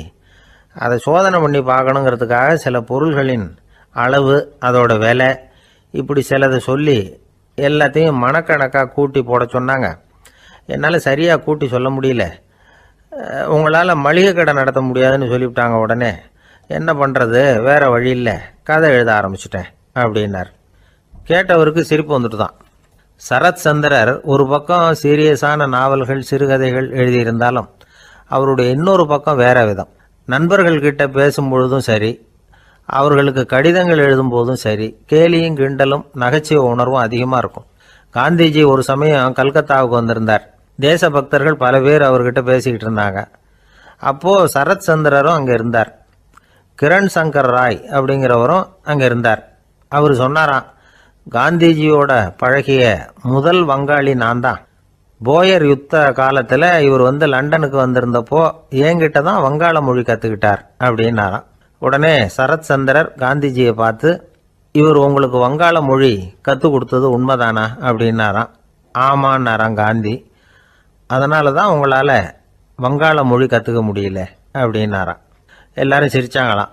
சரத் சந்திரர் சாம்தாபேர் அப்படிங்கிற கிராமத்தில் தங்கியிருந்தார் ஒரு இலக்கிய நிகழ்ச்சியில் கலந்துக்கிறதுக்காக.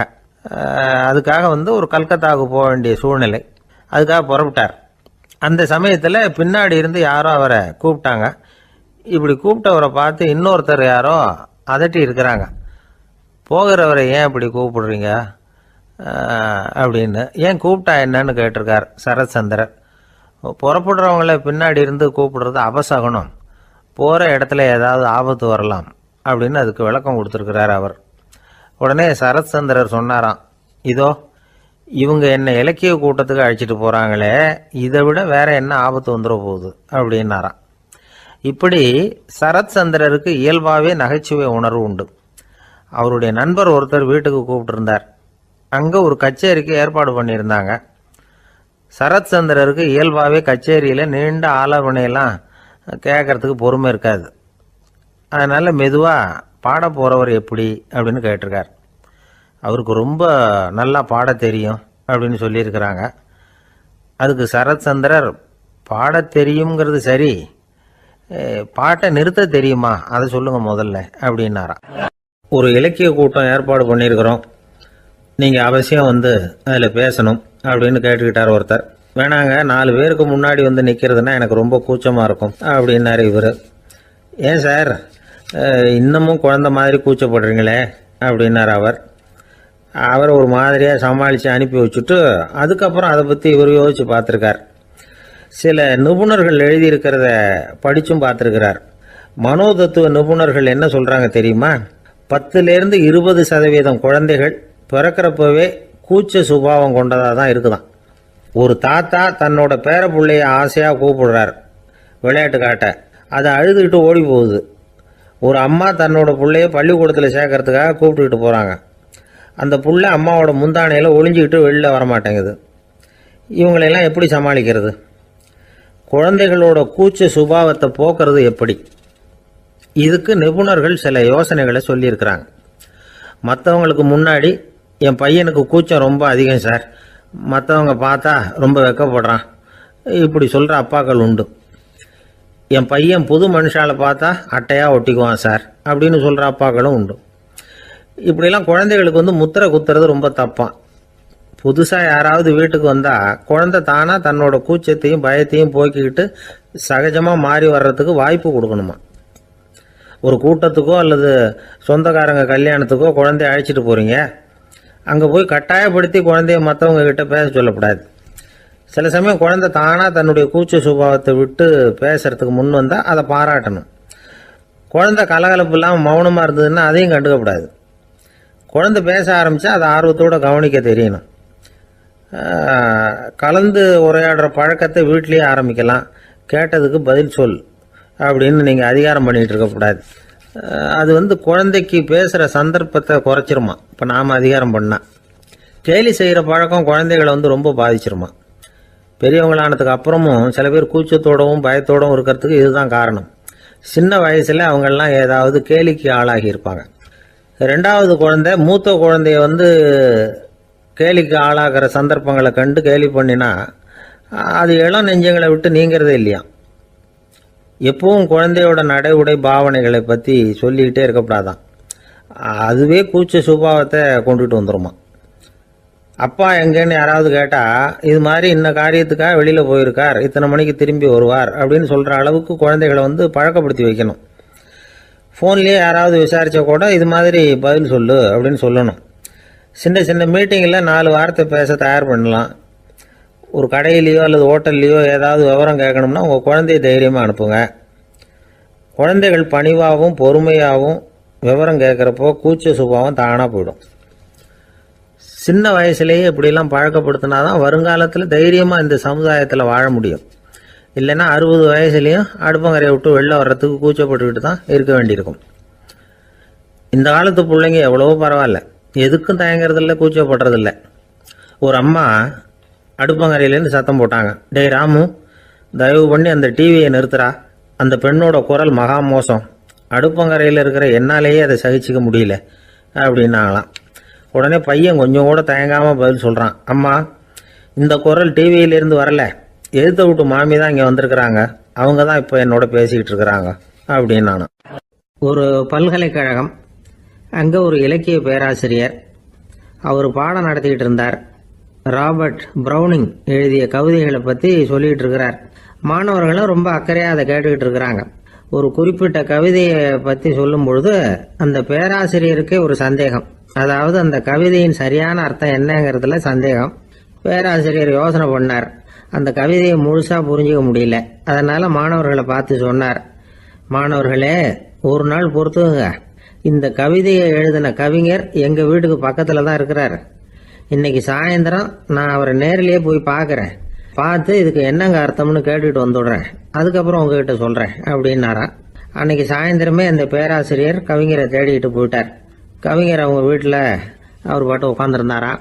இவர் போய் அவர் முன்னாடி உட்காந்தார். அப்புறம் கேட்டார், ஐயா, அந்த கவிதையின் முழு பொருள் என்னன்னு தெரிஞ்சுட்டு போகிறதுக்காக வந்திருக்கிறேன் அப்படின்னாராம். எந்த கவிதை அப்படின்னாராம் அவர். இவர் அந்த கவிதையை சொல்லியிருக்கார். கவிஞர் கொஞ்சம் யோசனை பண்ணிவிட்டு அப்புறம் சொன்னாராம், பேராசிரியரே, நீங்கள் கொஞ்சம் தாமதமாக வந்துட்டீங்கன்னாராம். இவருக்கு ஒன்றும் புரியல. நீங்கள் என்ன சொல்கிறீங்க, நான் தாமதமாக வந்துட்டேன்னா? நீங்கள் தான் உயிரோடு இருக்கிறீங்களே, அப்படி இருக்கும்பொழுது நான் தாமதமாக வந்துட்டேன்னா அது எப்படி அப்படின்னு இவர் குழம்பி இருக்கிறார். இப்போ கவிஞர் சொன்னாராம், ஐயா, நான் உயிரோடு இருக்கிறேன்னா இல்லையாங்கிறது முக்கியம் இல்லை, நான் அந்த கவிதை வரிகளை எழுதினப்போ 2 பேருக்கு அதோட அர்த்தம் தெரிஞ்சிருந்தது, இப்போ ஒரே ஒருத்தருக்கு தான் அதோட அர்த்தம் தெரியும் அப்படின்னாராம். பேராசிரியர் யோசனை பண்ணியிருக்கார். அப்படின்னா அந்த ஒருத்தர் கவிஞர் ராபர்ட் ப்ரௌனிங்கை தவிர வேற யாரா இருக்க முடியும்? இவர் தான் அப்படிங்கிறத அவர் மனசில் நினச்சிக்கிட்டார். அதனால சொன்னார், ஐயா, நான் தாமதமாக வரல, அந்த கவிதையின் பொருள் என்ன அது சொல்லுங்கன்னார். பேராசிரியரே, நான் சொல்றது உங்களுக்கு புரியலன்னு நினைக்கிறேன். நான் இந்த வரிகளை எழுதினப்போ 2 பேருக்கு அதோட அர்த்தம் தெரிஞ்சிருந்தது. அந்த 2 பேர் யாருன்னா, ஒருத்தர் ராபர்ட் ப்ரௌனிங், அதாவது நான், இன்னொருத்தர் கடவுள்.